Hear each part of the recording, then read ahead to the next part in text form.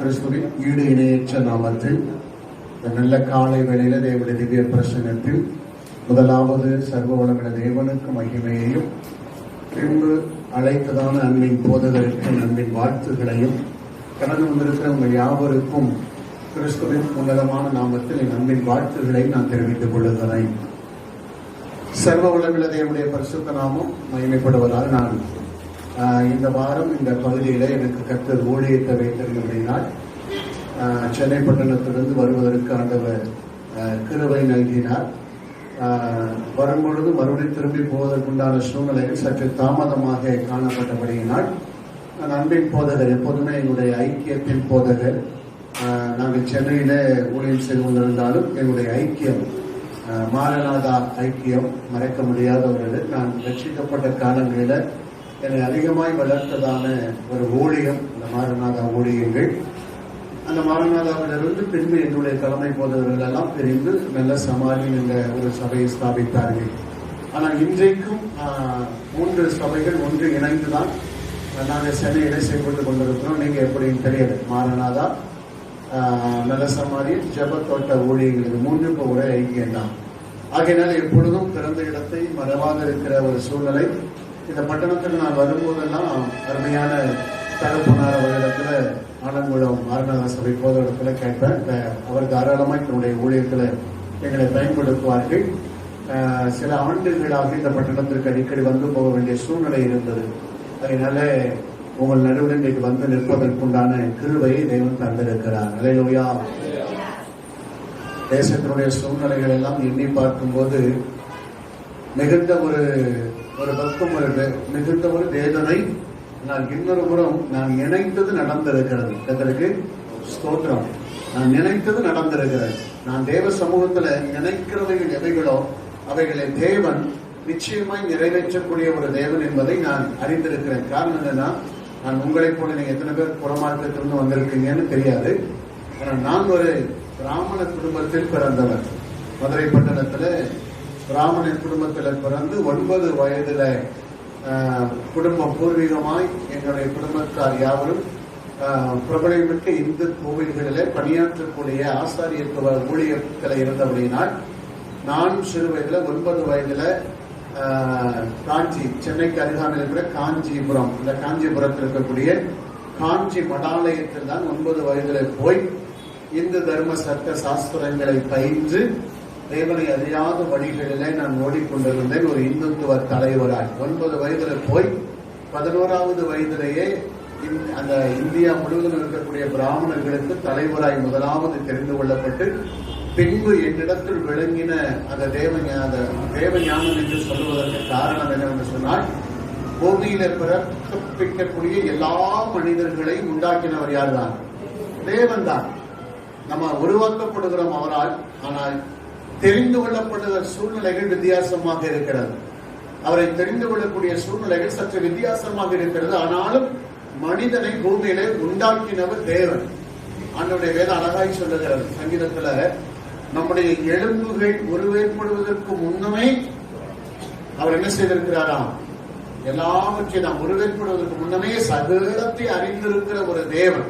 அதனால தேவ பிள்ளைகள் நினைத்துக் கொள்ள வேண்டாம், இப்பொழுதுதான் நம்ம இயேசுவை ஏற்றுக்கொண்டிருக்கிறோம் என்று நினைக்க வேண்டாம். நம்மை தாயின் கருவிலே உருவேற்படுவதற்கு முன்னமே கர்த்தருடைய கண்கள் கண்டபடினால்தான் நாம் இன்றைக்கு கிறிஸ்தவர்கள் இங்கே என்ன செய்கிறோம்? பெருமிதம் கொள்ளுகிறோம், அவரை ஆராதிக்கிறோம்.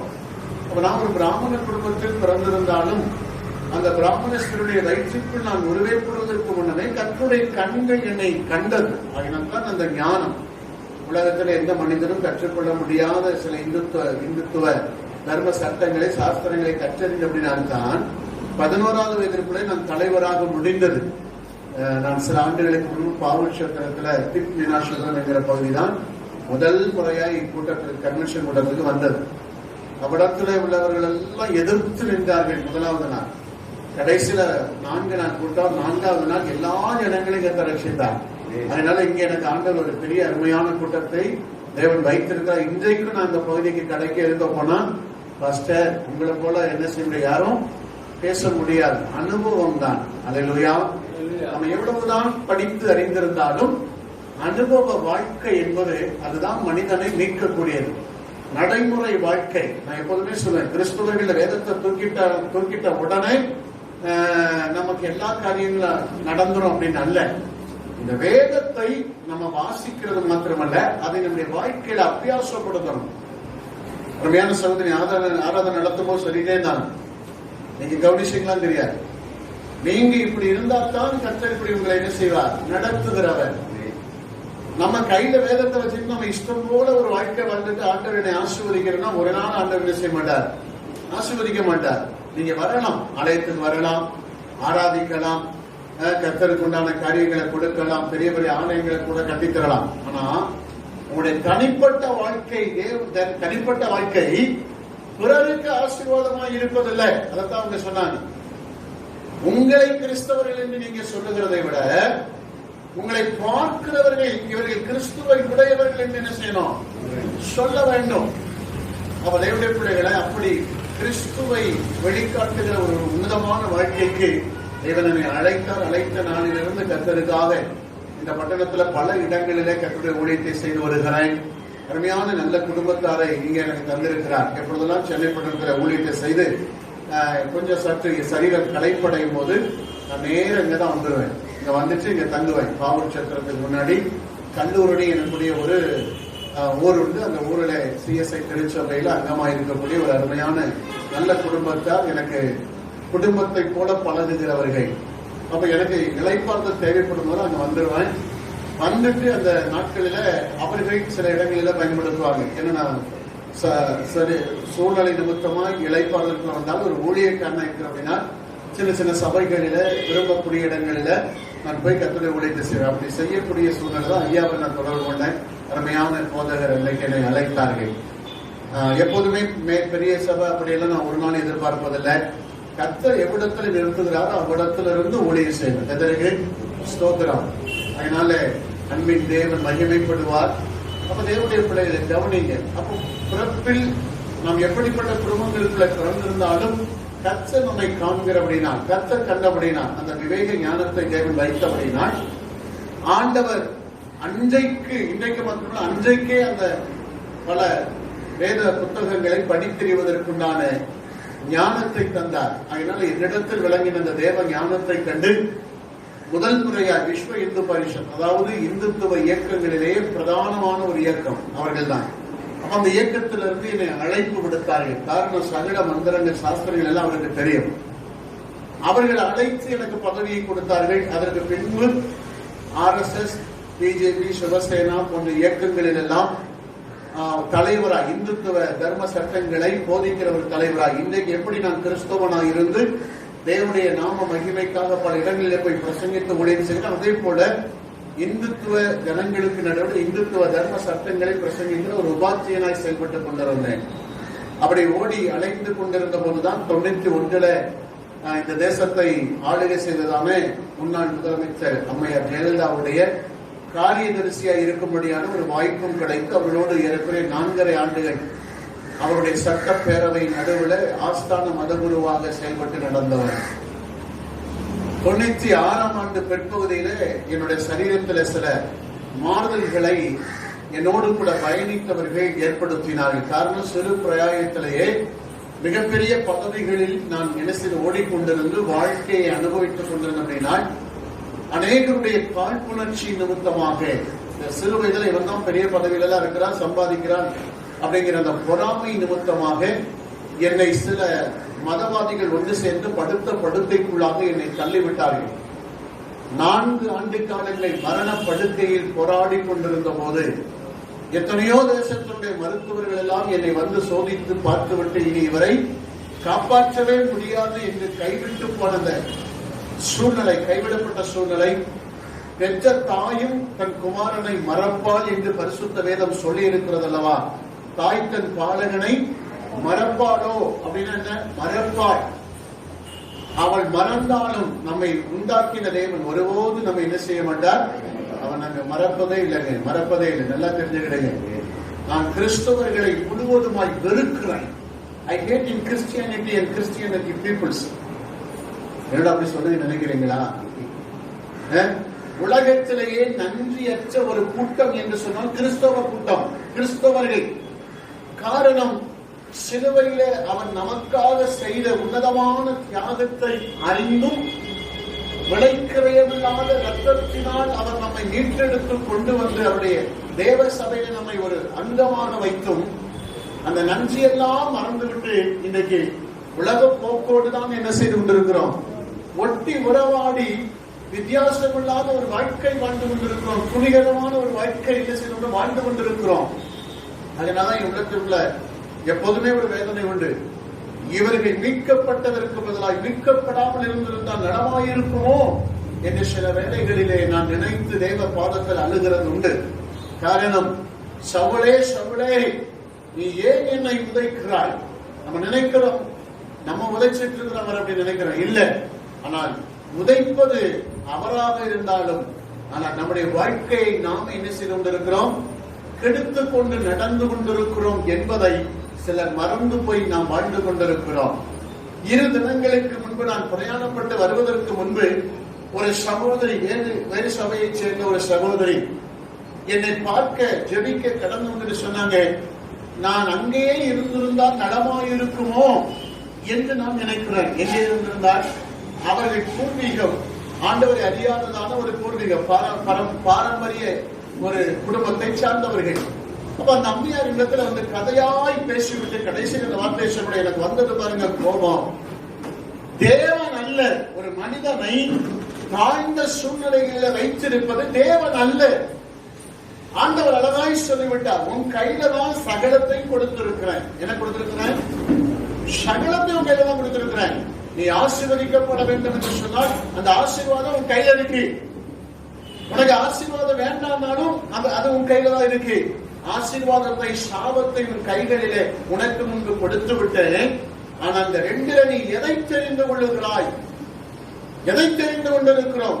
ஆண்டவர் சூசன் தெரிந்து கொள்ளுகிற அதிகாரத்தை மனிதர்களாகிய நம்முடைய கைகளிலே கொடுத்திருக்கிறார். ஆகினால் எதை தெரிந்து கொள்ளுகிறீர்களோ அந்த தெரிந்து கொள்ளுகிறதின்படியாக கர்த்தர் உங்களை நடத்துகிறாரே தவிர ஆண்டவர் பேரில நீங்கள் குற்றவாளியாய் அவரை ஆக்கி நடந்து கொண்டிருப்பது அல்ல. சொல்லுவாங்க, அவரை நம்பினா வந்தேன், அவரை நம்பினா ஆராதிக்க வந்தேன், அவருக்காக செய்தேன். உண்மைதான். ஆனா தேவனுடைய வேதம் சொல்லுகிறதே, உன்னையும் என்னையும் அவர் ஆசீர்வதிப்பதற்கு வேதத்தில அவர் தமது வார்த்தையாகிய கட்டளைகளை கொடுத்திருக்கிறாரே, அந்த கட்டளைகளை நீங்கள் பெற்றுக்கொண்டால் தான், பெற்றுக்கொண்ட அதுபடி நடந்தால் தான் ஆசீர்வாதம்.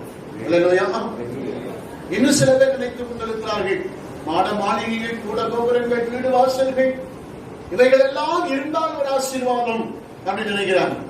தேவ பிள்ளைகளை, இதெல்லாம் உலகத்துல அநித்தியமான பாவ சந்தோஷம். அமைச்சருங்க இன்னைக்கு பாவ சந்தோஷம் சொல்லுங்களா? எஸ், கொஞ்ச காலம் இந்த பூமியில நமக்காக கையளிக்கப்பட்டிருக்கிற ஒரு தற்காலிக கூடாரமை தான் தவிர, நான் தங்கியிருக்கிற வீட்டுல நேற்றத்துல அந்த பிள்ளைக்கு அந்த பையனுக்கு சண்டை. என் வீடு அப்படின்னு அவன் சொல்ல, அந்த மகள் என்னுடைய வீடு. இப்ப நான் சொன்ன ஒரு கிறிஸ்தவனுடைய வாயில நான் எனது என்கிற அந்த வார்த்தை என்ன செய்யக்கூடாது? வரவே கூடாது. எப்ப அது வந்துருச்சோ அவன் கிறிஸ்தவனாய் இருப்பதற்கு அவன் எப்படிப்பட்டவன் அல்ல, அவன் தகுதியற்றவன். அநேக கிறிஸ்தவர்கள் அப்படிதான் இன்னைக்கு வாழ்ந்து கொண்டிருக்கிறோம். ஆனா தேவனுடைய பிள்ளைகளை, தேவன் என்னை அழைத்தார். மரண படுக்கையில ஆஸ்தி ஐஸ்வர்யம் எல்லாம் என் வாழ்க்கையில இருந்தது, எல்லாம் இருந்தது. ஆனால் யார் இல்ல? உண்மையான அந்த தெய்வம் என்னோடு இராதபடி நான் எத்தனையோ வேதனைகள், பாடுகள், இந்த மரண படுக்கையில் தான் சிந்தித்தேன்.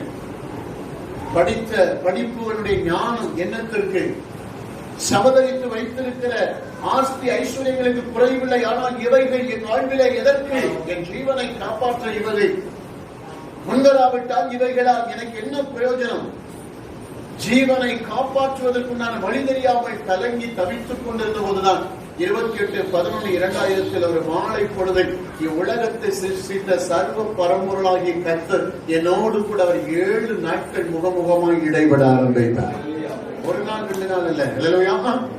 அதனால் வந்திருக்கிறவர்கள் தெரிந்து கொள்ளுங்கள், உலகத்துல உண்மையான ஒரு தேவன் உண்டா என்று யாராவது நம்மளை பார்த்து கேட்டால் தைரியமாய் சொல்லணும், நாங்கள் ஆராதிக்கிற எங்கள் இறைவன் இயேசுவை தவிர இந்த உலகத்தில் வேறொரு தெய்வம் இல்லை. இல்லை. இந்த கான்பிடன்ஸ் முதலாவது தேவ பிள்ளைகளுக்கு வேணும். ஆமென். முதலாவது அந்த நம்பிக்கை வேணும். நான் ஆராதிக்கிறேன் ஆண்டவரை தவிர உலகத்தில் வேற ஒரு தெய்வம் இல்லை. அப்படிப்பட்டதான அந்த நம்பிக்கை இந்த மரண படுக்கையில் எனக்கு வந்தது. கர்த்தர் தரிசனமாகி என்னை அழைத்தார். பூரண சுகம் அடைந்தேன். மருத்துவர்கள் ஆச்சரியப்பட்டார்கள். தாய் தகப்பன் தள்ளப்பட்ட சூழ்நிலையில மரணப்படுக்கையில 4 வருஷமா யோசித்து பாருங்க. பெட்ஷோர் எல்லா சரீரமெல்லாம் புண்கள். அந்த புண்களுக்குள்ளே அந்த புண் அழுகி நாற்றம் எடுத்து அவைகளிலே உண்டான புழுக்கள் என் படுக்கையாய் இருந்தது. அப்படிப்பட்ட அந்த சூழ்நிலையில தேவன் சுகமாக்கினார் சொன்னால் நான் எவ்வளவு நன்றி உள்ளவனாய் இருக்கணும். கிறிஸ்துவுக்காக எழும்பி வந்தபோது முதல்ல வீட்டை விட்டு வர வேண்டிய சூழ்நிலை, வகித்துக் கொண்டிருந்த பதவிகள், மொத்த இந்திய அரசாங்கத்தினர் கொடுத்த சம்பளம் 14 லட்சம் ரூபாய். As a 14 lakh per month in Indian government of the price of Hindu desirable. நான் ஒரு இந்துத்துவ சீஷனா இருந்தபடினாலே, மதகுருவாக இருந்தபடினாலே 14 லட்சம் ரூபாய் சம்பளத்தை இழக்க வேண்டியிருந்தது. ஆனால் தேவ தரிசனத்துக்கு முன்பு இவைகளெல்லாம் எனக்கு ஒரு பொருட்டாய் தெரியவில்லை. எனக்கு ஜீவன் கொடுத்த என் இறைவன் இனி போதும் என்று அவர் கரம் பிடிக்க இந்த 22 ஆண்டுகள் அழகாய் நேர்த்தியாய் தேவனை நடத்தி கொண்டிருக்கிறார். அழகாய் நேர்த்தியாய் தேவன் நடத்தி கொண்டிருக்கிறார். என்னால் முடிந்த அளவிற்கு இந்த வேத வசனத்திற்கு முன்பு என்னுடைய வாழ்க்கையை குற்றமற்றதாய் நான் அமைத்துக் கொண்டபடினாலே நான் தெளிவாய் சொல்ல முடியும். லாக்டவுன் பீரியட்ஸ் இதெல்லாம் வரணும்னு நான் ஆசைப்பட்டேன். காரணம் என்ன? தேவ சபைகள், ஆலயங்கள் கள்ளர் குகைகளாக மாற்றப்பட்டுக் கொண்டிருக்கிறது என்று ஒரு மனிதனாகி எனக்கே இவ்வளவு வேதனைகளை இன்னைக்கு உண்டாக்குகிறது என்று சொன்னால், நம்முடைய நடக்கையை உண்டாக்கு என்று சொன்னால், நம்மை உண்டாக்கின சர்வ வல்லமை தேவன் பொறுத்திருப்பாரோ? நீங்களாம் கிராம சபைகள் சரி, ஓரளவு உண்மையாகவே ஐயாவை பாராட்டலாம். அரசாங்க சட்டத்தை அதே அழகாய் கனம் பண்ணி இருக்கிறார். அங்கே இடைவெளி விட்டு முக கவசம் அணிந்து கைகளில என்ன செய்கிறார்கள் எல்லாம், இதெல்லாம் அரசாங்கம் சொன்ன சட்டம், கடைபிடிக்கிற நல்லதுதான். ஆனால் இந்த சட்டத்தை விட மகாபிரிய சட்டத்தை கொடுத்த ஒரு இறைவன் இருக்கிறார். அந்த இறைவன் ஒவ்வொரு வீட்டையும் வேலையடைத்து பாதுகாக்காவிட்டு அந்த உலகத்தில் நம்ம உயிரோடு கூட என்ன செய்ய முடியாது, இருக்க முடியாது. ஊழிய 21 வருஷம் பல இடங்களில் கொடுப்பது ஒவ்வொரு தேசத்திலும் ஒவ்வொரு வியாதி பரவுதுன்னு சொல்லுவாங்க. அப்ப என்னை நேசிக்கக்கூடிய பிள்ளைகள் எல்லாம் போன் பண்ணி, பாஸ்டர் அங்க அந்த தேசத்துல அந்த வியாதியா, சரி வந்துட்டு போட்டோம். பாஸ்டர் இந்த தேசத்துல வியாதியா, வந்துட்டு போட்டோம். இப்ப இந்த தேசத்துல ஒரு வியாதியா, அப்படியா, சரி வந்துருக்கு. என்ன செய்ய? உங்களை பத்திரமா பார்த்து விடுங்க. என்னை பத்திரமாய் நான் காப்பதை விட வேதத்துல ஆண்டவர் அழகாய் சொல்லியிருக்கிறார். யார் காக்கணும்? காவலாளி இரவு பகலாய் விழித்திருந்து நகரத்தை காக்கிறார், உண்மைதான். ஆனால் கர்த்தர் காவலாகி காவலாளி விழித்திருக்கிறது விருதா. அப்ப தேவனுடைய பிள்ளைகளை ஒன்றை தெரிந்து கொள்ளுங்கள். கர்த்தர் உங்களை காக்கிற தேவனாய் இருக்கணும்னா அவர் காப்பாற்றுகிற அளவிற்கு நீங்க உத்தமம் உள்ள ஒரு ஜீவிதத்தில் இருக்கணும். எல்லாரையும் கர்த்தர் காப்பாற்றி விட மாட்டார், அதையும் தெரிந்துக்கிடுங்க. உத்தமம் உள்ள ஒரு ஜீவிதம் எவரிடத்துல கர்த்தர் விரும்புகிற ஒரு வாழ்க்கை இருக்கிறோ அவர்களை தான் செய்வார். தேவன் காப்பாற்றுகிறவராக இருப்பாரே தவிர எல்லாரையும் காப்பாற்றி விடுவார்கள். தயவு செய்து செய்யாதீங்க, கனவு காணாதிருங்க. ரொம்ப ஜாக்கிரதை உள்ள காலங்களில் நம்ம வந்திருக்கிறோம். இனியாகிற கர்த்தரை பற்றக்கூடிய அந்த உத்தம இருதயத்தோடு கூட பற்றக்கூடிய வாழ்க்கைக்கு உங்களை ஒப்புக் கொடுக்க வேண்டும் என்று நான் விரும்புகிறேன். ஆலயங்கள் கள்ளர் கோயிலாக மாற்றப்பட்ட போதுதான் என் இருதயத்திற்குள்ள வந்த விஷயம், ஆண்டவரே ஆலயமே இல்லாம போயிடுச்சுன்னா ரொம்ப சந்தோஷமா இருக்கும்னு நினைச்சேன். அதே போல 8 மாதங்கள் ஆணை என்ன செய்யல, திறக்கப்படல. அந்த 8 மாதம் திறக்கப்படாத இந்த சூழ்நிலை தான் எவன் கர்த்தருக்கு உண்மையாய் ஊழியம் செய்தார்கள் அங்கதான் பார்க்க முடிஞ்சிச்சு. ஸ்தோத்திரம். நான் சொல்றேங்க, 42 மிஷனரிகளை எங்க ஊழியத்துல தாங்கிட்டு இருக்கிறேன். Individual ministry. நான் ஒரு ஐக்கியத்தில் இருந்தாலும் அந்த ஐக்கியத்தில் ஆலோசனை மட்டும்தான் பெற்றுக் கொள்வேன். மற்றபடி என்னுடைய மினிஸ்ட்ரி ஒரு இண்டிவிஜுவல். ஜூடா ரிவைவல் மினிஸ்ட்ரி, யூதா எழுப்புதல் ஊழியர்கள் என்கிற ஒரு தனிப்பட்ட ஊழியத்தை செய்கிறேன். இந்த ஊழியத்தில் 42 மிஷனரிகள் தாங்கப்பட்டுக் கொண்டிருக்கிறார்கள். அதுபோக இங்கே சொரண்டை பகுதியிலும் மதுரை, தூத்துக்குடி போன்ற பகுதிகளிலும் தாய் தகவலற்ற ஏழை குழந்தைகள் 100க்கும் மேற்பட்டதான ஏழை குழந்தைகள் இந்த ஊழியத்தின் மூலமாய் பராமரிக்கப்பட்டுக் கொண்டிருக்கிறார்கள். தனிப்பட்ட முறையில எனக்கு திருமணம் முடியல, நான் சன்னியாசியை வாழ்ந்து ஆண்டவரை ஏற்றுக்கொண்ட போது ஆண்டவர் கடைசி வரைக்கும் எனக்கு இந்த இப்படிப்பட்ட ஊழியத்தெல்லாம் கத்தர் இருக்கணும்னு சொன்னால, திருமணம் முடியாவிட்டாலும் எனக்கென்று கத்தர் 2 பிள்ளைகளை எடுத்து வளர்க்க முடியாத கிருபை கொடுத்து 2 பிள்ளைகள் வெளிதேசத்தில் இருக்கிறார்கள். 2 பேரும் நல்ல திருமணம் முடித்து கொடுத்தாயிற்று. பேர பிள்ளைகளை நான் இந்த 40 வயதிலே பார்த்து விட்டேன். 40 வயதிலே பேர பிள்ளைகளை நான் பார்க்க கத்த கிருபை செய்து விட்டார். ஆனா ஏன் சொல்லுகிறேன், இவ்வளவு ஊழியங்களை செய்த போதிலும் என்னோடு இருக்கிறவங்க சொல்லுவாங்க, ஐயா எப்படி நீங்க சமாளிக்கிறீங்க?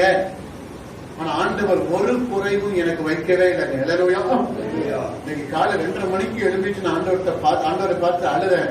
ஆண்டவரை என்மேல் இவ்வளவு நேசம் வைத்ததற்கு நான் என்ன பாத்திரமுடையவனா இருந்தேன் என்று எனக்கு தெரியவில்லை அப்பா. அதனால என்மேல் இவ்வளவு நேசம் வைத்த உடைய நேசத்திற்காக நான் எத்தனை கோடி நன்றி சொன்னாலும் என்ன செய்ய முடியாது. அது உமக்கு ஈடாகாத தகப்பனே. ஆனால் ஒன்றை மாத்திரம் இடத்துல நான் ஒரே ஒரு விண்ணப்பம், சாலமோன் ஞானியாவது 2 விண்ணப்பம் கேட்டாங்க, நான் உம்மிடத்துல ஒரே ஒரு விண்ணப்பம் தான் கேட்கிறேன். சாகுமுறை உம்முடைய பிரசன்னத்தை சுமந்து சாவதற்கு இந்த அடிமைக்கு என்ன செய்திடும்? அடிமைக்கு ஒரு கிருபையை தந்தரிடும் ஆண்டவரே. அழைத்த அழைப்பில உறுதியாய் நின்று ஓடி முடிக்கணும். கதறிகே ஸ்தோத்திரமாக தேவ பிள்ளைகளை ஆண்டவரை அறியாத ஒரு குடும்பத்திலிருந்து அவ்வளவு எல்லாவற்றையும் இழந்து வந்த எனக்கு இந்த மாபெரும் வாழ்வை தந்த தெய்வம் உங்களுக்கு தராமல் இருப்பாரா? தராமல் இருப்பாரா? கர்த்தருக்கு சித்தமான நான் இன்னைக்கு கொஞ்ச நேரம் தான் பேச முடியும். அருமையான ஐயாட்ட நம்பர் கொடுத்துட்டு போற. அவருக்கு எப்போ ஆவியானவர் ஏறுனா கூப்பிட்டு ஒரு சனி ஞாயிறு ஒரு அழகா 2 நாள் கூட்டங்கள் என்ன செய்யலாம், கொஞ்சம் நல்ல விசாலமாய் தேவனுடைய மகிமை என்ன செய்யலாம், நம்ம பேசலாம். கர்த்தருக்கு ஸ்தோத்திரம். உங்களுடைய விருப்பம் இருந்தால் நான் இந்த பட்டணத்துக்கு அடிக்கடி வருவேன், கவலைப்படாதீங்க. ஆமா, எனக்கு இது ஒரு தாய் பட்டணம் போல பாயிச்சு. அங்க ஏதாவது பிரச்சனைனா டக்குனு தான் ஓடி வந்து அருமையான இந்த சபை ஊழியருடைய வீட்டுல தங்கிடுவேன். 10 நாளாலும் 15 நாளாலும். இப்ப எனக்கு வரக்கூடிய புதன்கிழமை நான் ஊருக்கு போகணும், ட்ரெயின் கிடைக்கல. அதனால இனி அடுத்த புதன் தான் கன்ஃபார்ம் ஆகும்னு சொல்றாங்க. கர்த்தருக்கு ஸ்தோத்திரம். அதனால இப்படி இந்த சூழ்நிலை வரும்போது நீங்க பயன்படுத்திக்கிறீங்க, தப்பே இல்லை. கர்த்தருக்கு ஸ்தோத்திரம். அப்போ நானும் மற்றவர்கள் ஊழியக்காரர்களுக்குள்ள வித்தியாசமா நடக்கிறது பிரியப்படல. எனக்கு காணிக்கையோ பெரிய பெரிய பிளக்ஸ் போர்டோ அதெல்லாம் வைக்கணும்னு எனக்கு அவசியமே கிடையாது. கர்த்தருக்கு ஸ்தோத்திரம். பவுலின் ஊழியத்தை செய்ய ஆண்டவர் அழைத்திருக்கிறார். சிறு கிராமங்கள், பட்டணங்கள், நகரங்கள் எங்க கூப்பிட்டாலும் வாழ்ந்திருக்கவும் தெரியணும், தாழ்ந்திருக்கவும் நமக்கு தெரியணும். அதனால தேவ பிள்ளைகளை இந்த காலை வேளையில உங்களுக்கு நான் ஒரு காரியத்தை நம்பிக்கை விட்டும்படியா சொல்லுகிறேன். கர்த்தரை நம்பி வந்து விட்டீர்கள், மரணம் புரிந்து உங்களை நேர்த்தியாய் அவர் நடத்துவார். சகலத்தில் உங்களை நிறைவாய் நடத்துகிறவர்களோடு இருக்கிறார். அதனால கவலை கொள்ளாதிருங்கள். ஆனா நம்ம செய்ய வேண்டிய ஒரே ஒரு காரியம், அவரில் நம்மில் எப்படி அவர் நம்மில் அன்பு கூறுகிறாரோ நாமும் அப்படியே அவரில் முழு பலத்தோடும் அன்பு கூறுவோமானால் நம்மை நிச்சயம் இந்த பூமியில மாற்றார்களுக்கு நடுவில் அவர் மகிமையாய் நம்மை உயர்த்துவார். என் தாய் சொன்னாங்க, என்னை பெற்றெடுத்த தாய் சொன்னாங்க, இயேசு ஏற்றுக்கொண்டு போறியா நாசமா போவாங்க. அப்படிதான் சொல்லி நினைச்சாங்க. திரும்ப நீ எங்க வரணும், எங்க தேடிதான் வரணும், நாசமா நீ போயிருவ அப்படின்னு சாபம் போட்டு அனுப்பிச்சாங்க. ஆனா சாபத்தை மாற்றுகிற தேவன் என்னை ஆசீர்வாதமாய் வைத்திருக்கிறார். அடித்து துரத்தின் அந்த தாய்க்கு மாதந்தோறும் இன்னைக்கு நான் தான் உதவிக்க கொடுக்கிறேன். என்னோடு சேர்ந்து 3 பிள்ளைகளை பெற்றாங்க, 3 கைவிட்டுட்டாங்க. ஆனா இன்றைக்கு அளவிலும் அவர்களுக்கு உதவித்தொகை 500 ரூபாய் கொடுக்க ஆரம்பிச்சேன். ரோட்ல நின்று பிரசங்கம் பண்ணேன், மெட்ராஸ்ல தெருவுல நின்று பிரசங்கம் பண்ணேன். ஒரு டீ காபி வாங்கி கொடுப்பாங்க. அப்படிதான் என் ஊழியத்தை ஆரம்பிச்சேன். அப்படிப்பட்ட சூழ்நிலையில 25 ரூபாய் காணிக்கை எங்க அம்மா தடுப்போம் மாசம். அப்புறம் அது 100 ஆச்சு, 500 ஆச்சு, 1000 ஆச்சு. இன்னைக்கு மாதந்தோறும் 10,000 ரூபாய் கொடுத்து அவரு நல்ல வீட்டுல இருக்கணும், சாப்பிடணும், 10,000 ரூபாய் கொடுத்துருவேன் மாசந்தோறும். எனக்கு இருக்க இல்லையோ அப்படி பாருங்க, தேவனுடைய பிள்ளைகளை என்னை நிறைவான நன்மையினாலே அலங்கரித்து வைத்திருக்கிறார். காரணம் அவரில் உறுதியாய் பற்றி கொண்டிருக்கிறார். குந்தி குந்தி நடக்கிறதில்ல கிறிஸ்தவ வாழ்க்கை. எப்படி நடக்கிறது இல்ல சொல்லுங்க, எப்படி நடக்கிறது இல்ல? இன்னைக்கு ஆலயத்துக்கு வந்திருப்பீங்க, ஆனா நாளைக்கு உலகத்துல இருப்பீங்க. ஸ்தோத்திரம். அப்படி அல்ல. எந்த இடத்துல நாம் இருந்தாலும் கர்த்தர் நம்மோடு இருக்கிறார் என்கிற அந்த கவனம், அந்த நம்பிக்கை நமக்குள்ள இருக்குமானால் நம்ம குந்தி குந்தி நடக்கிற ஒரு வாழ்க்கையை என்ன செய்ய மாட்டோம், வாழ்வதில்லை. நான் ரொம்ப அதிகமாக நேசிக்கக்கூடிய பட்டணங்கள் 2 உலக நாடுகள் ஃபுல்லா போயிட்டு. ஆனா அதிகமாக நேசிக்கக்கூடிய பட்டணம் திருநெல்வேலி, கன்னியாகுமரி. ஆனா அதிகமாக நான் வேதனை அடைந்த பட்டணம் எதுனா திருநெல்வேலி. ஸ்தோத்திரம். முதல்ல இது ஒரு திருநெல்வேலி பட்டணமா தான் இருந்துச்சு. காரணம் என்னன்னா, அழகா ஆலயத்துக்கு வருவாங்க, அழகா ஆண்டவர் ஆராதிப்பாங்க. ஆனா உண்மையை சொல்லுகிறேன், திருநெல்வேலிப்பட்டினத்துல மாதிரி ஊழியர்களுக்கோ ஒரு கனவீனம் எங்கேயுமே கிடையாது. பிறகு என்னங்க அப்படி சொல்லி நினைக்கிறீங்களா? என்னங்க அப்படி சொல்லி நினைக்கிறீங்களா? ஊழியக்காரர்களுக்கு கனமும் கிடையாது, மரியாதையும் கிடையாது. பிறகு ஸ்தோத்திரம். நிறைய பிள்ளைகள், வாலிப பிள்ளைகள் கூட நான் பார்த்திருக்கிறேன், துணிகரமாய் ஊழியர்களுக்கு முன்னாடி நிற்பாங்க. ஊழியக்காரங்க கூட்டாங்கன்னா கூட அதுக்கு மதிப்பே கொடுக்க மாட்டாங்க. காரணம் என்னன்னா, பூர்வீகமாகவே இவர்கள் கிறிஸ்தவ குடும்பங்களில் பிறந்தபடினால் கிறிஸ்துவின் மகிமையும் அவர்களுக்கு தெரியல. அந்த மகிமையில நிற்கக்கூடிய ஊழியர்களுக்கு தேவன் வைத்திருக்கிற மகிமையும் தெரியல. 2 நாளுக்கு முன்னாடி ஒரு தம்பி இந்த பட்டணத்துல கொஞ்சம் கீபோர்டு போட்டு நல்லா இது பண்ணுவான். நான் ஒரு ஊழியத்திற்காக, ஒரு திருமணத்திற்காக, திருமண ஆராதனையில கீபோர்டு வாசிக்க ஆள் இல்லை. அப்ப அந்த தம்பி ஒரு குடும்பத்தார் கூட எனக்கு பழக்கம். நான் வேற ஒண்ணு இல்லை, நான் ஒரு மெசேஜ் போட்டு இருந்தேன். ஏன்னா இன்னைக்கு இருக்கக்கூடிய இரவுல நீங்க எல்லாம் பெரிய ஆட்கள், உங்களை நாங்க தொடர்பு கொள்ள முடியாது பாத்தீங்களா. ஒரு சின்ன ஹின்ஸ் மெசேஜ் போட்டு விட்டேன்.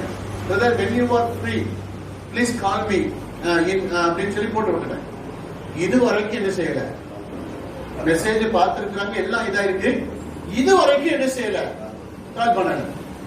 கடைசியில அவர் இன்னொரு பேசுறாரு, ஐயோ பாஸ்டர் கூப்பிட்டாரு என்னன்னு தெரியல, பயம். நான் என்ன, எதுக்கு இங்க பயப்படணும்? உள்ளத்திற்குள்ள தேவனுக்கு பிரியமில்லாத பாவம் இருக்கிற அப்படின்னா தான் நீங்க யார்கிட்ட என்ன செய்ய முடியல, நிக்க முடியல. ஆனா நான் வெளிப்படையாய் பேசுகிறவன், அதனால நீங்க என்ன தப்பா நினைச்சுக்கிட்டாதீங்க. நான் எப்போதுமே வெளிப்படையாய் பேசுகிறவன். உள்ளன்று வைத்து புறமுன்று அதிகமாய் பேசுகிற பட்டணங்கள்ல 2 பட்டணம் உண்டு. அது திருநெல்வேலி, கன்னியாகுமரி. கதருக்கு என்ன ஏன் சத்தத்தை காணும்? முகத்தை பார்க்கும் போது என்ன செய்யுங்க, ஐயா சூப்பர் பேசலாம் அப்படின்னு. ஆனா பின்னாடி பேசக்கூடிய இயற்கை எப்படி உங்களுக்கு ஆண்டவர் தந்தாரோ எனக்கு தெரியல. அதனால உங்களுக்கு அதிகமாய் உங்களை அதிகமாய் நேசிக்கிறதுனால நான் அதிகமாய் உங்களோட பேசுகிறேன். உங்களை அதிகமா நேசிக்கிறேன் இதெல்லாம் சொல்லணும்னு அவசியம் இருக்கா? இல்ல. தகப்பன் யாரை சிநேகிக்கிறானோ அவங்களதான் என்ன செய்ய முடியும், சிரிச்சிக்க முடியும். நல்ல கிறிஸ்தவர்களாய் மாறுங்க, கிறிஸ்துவை உடையவர்களாய் மாறுங்க. கிறிஸ்தவர்களாய் மாறலாம், கிறிஸ்தவர்களாய் மாறலாம், கிறிஸ்துவை உடையவர்களாய் என்ன செய்யணும், மாறணும். எனக்கு ஆண்டவர் என்னை அழைத்த உடனே ஒரு பாதசாரியா நடந்தோட ஒரு பாலத்துல நான் ஏறி வரேன். அந்த சூழ்நிலை ஆண்டவர் பேசினார், எந்த சூழ்நிலையிலும் நான் திறக்க சொல்ற இடத்துல மட்டும்தான் வாய் என்ன செய்யணும், திறக்கணும். இல்லைன்னா என்ன செய்யக்கூடாது, மற்ற நேரத்தில் நீ திறக்கவே கூடாது. நலமானவை பேசக்கூடாதபடிக்கு வாய் என்ன செய்ய, ஆமா காவல் வைத்து அந்த வாய்தான் ஜீவனையும் நன்மையையும் உனக்கு தரக்கூடியது. ஆனா அதுல இருந்து சாபத்தை மரணத்தை என்ன செஞ்சிடாத, பெற்றுக்கொள்ளாத என்று கர்த்தர் என்றைக்கு என்னோடு பேசினாரோ அந்த நாளிலிருந்து அதை ஃபாலோ பண்ணனால நீ தேவனுடைய சன்னதத்தை சொல்ல முடியும், நிச்சயமாய் கர்த்தர் என்னோட இருக்கிறார். அப்ப நான் பாத்தீங்கன்னா காலை திறந்துறதுக்கு எனக்கு 30-40 பேர் இருப்பாங்க. என்ன மத குரு, அப்படிப்பட்ட ஒரு வாழ்க்கை வந்துட்டு நான் கிறிஸ்தவ அந்த லைஃப்ல வந்த உடனே ஒரு போதகருக்கு கீழதா இருந்து வேலை செய்ய வேண்டியது. சபையில பாய் எடுத்து போடணும். வெளிநாட்டுல இருந்து வரக்கூடிய ஊழியர் பெரிய பாஸ்டர் கிட்ட இருந்தேன், பாஸ்டர் ஓமன் காபட்னு சொல்லி பெரிய ஒரு பாஸ்டர், சென்னையிலே மிகப்பெரிய ஒரு தேவ சபை, அவருக்கு கீழதா இருந்தேன். அப்ப வெளிநாட்டுல இருந்து வரக்கூடிய ஊழியர்கள் அவங்க தங்குற அந்த அறையை சுத்தம் பண்ணணும், ட்ரெஸ்ஸுகளை கிளீன் பண்ணணும். எனக்கு ஒண்ணுமே தெரியாதுங்க. காரணம் என்ன, நான் ஒரு தலைவராக எனக்கு அநேக பணிகளை செய்து கொண்டிருந்த காரணம்.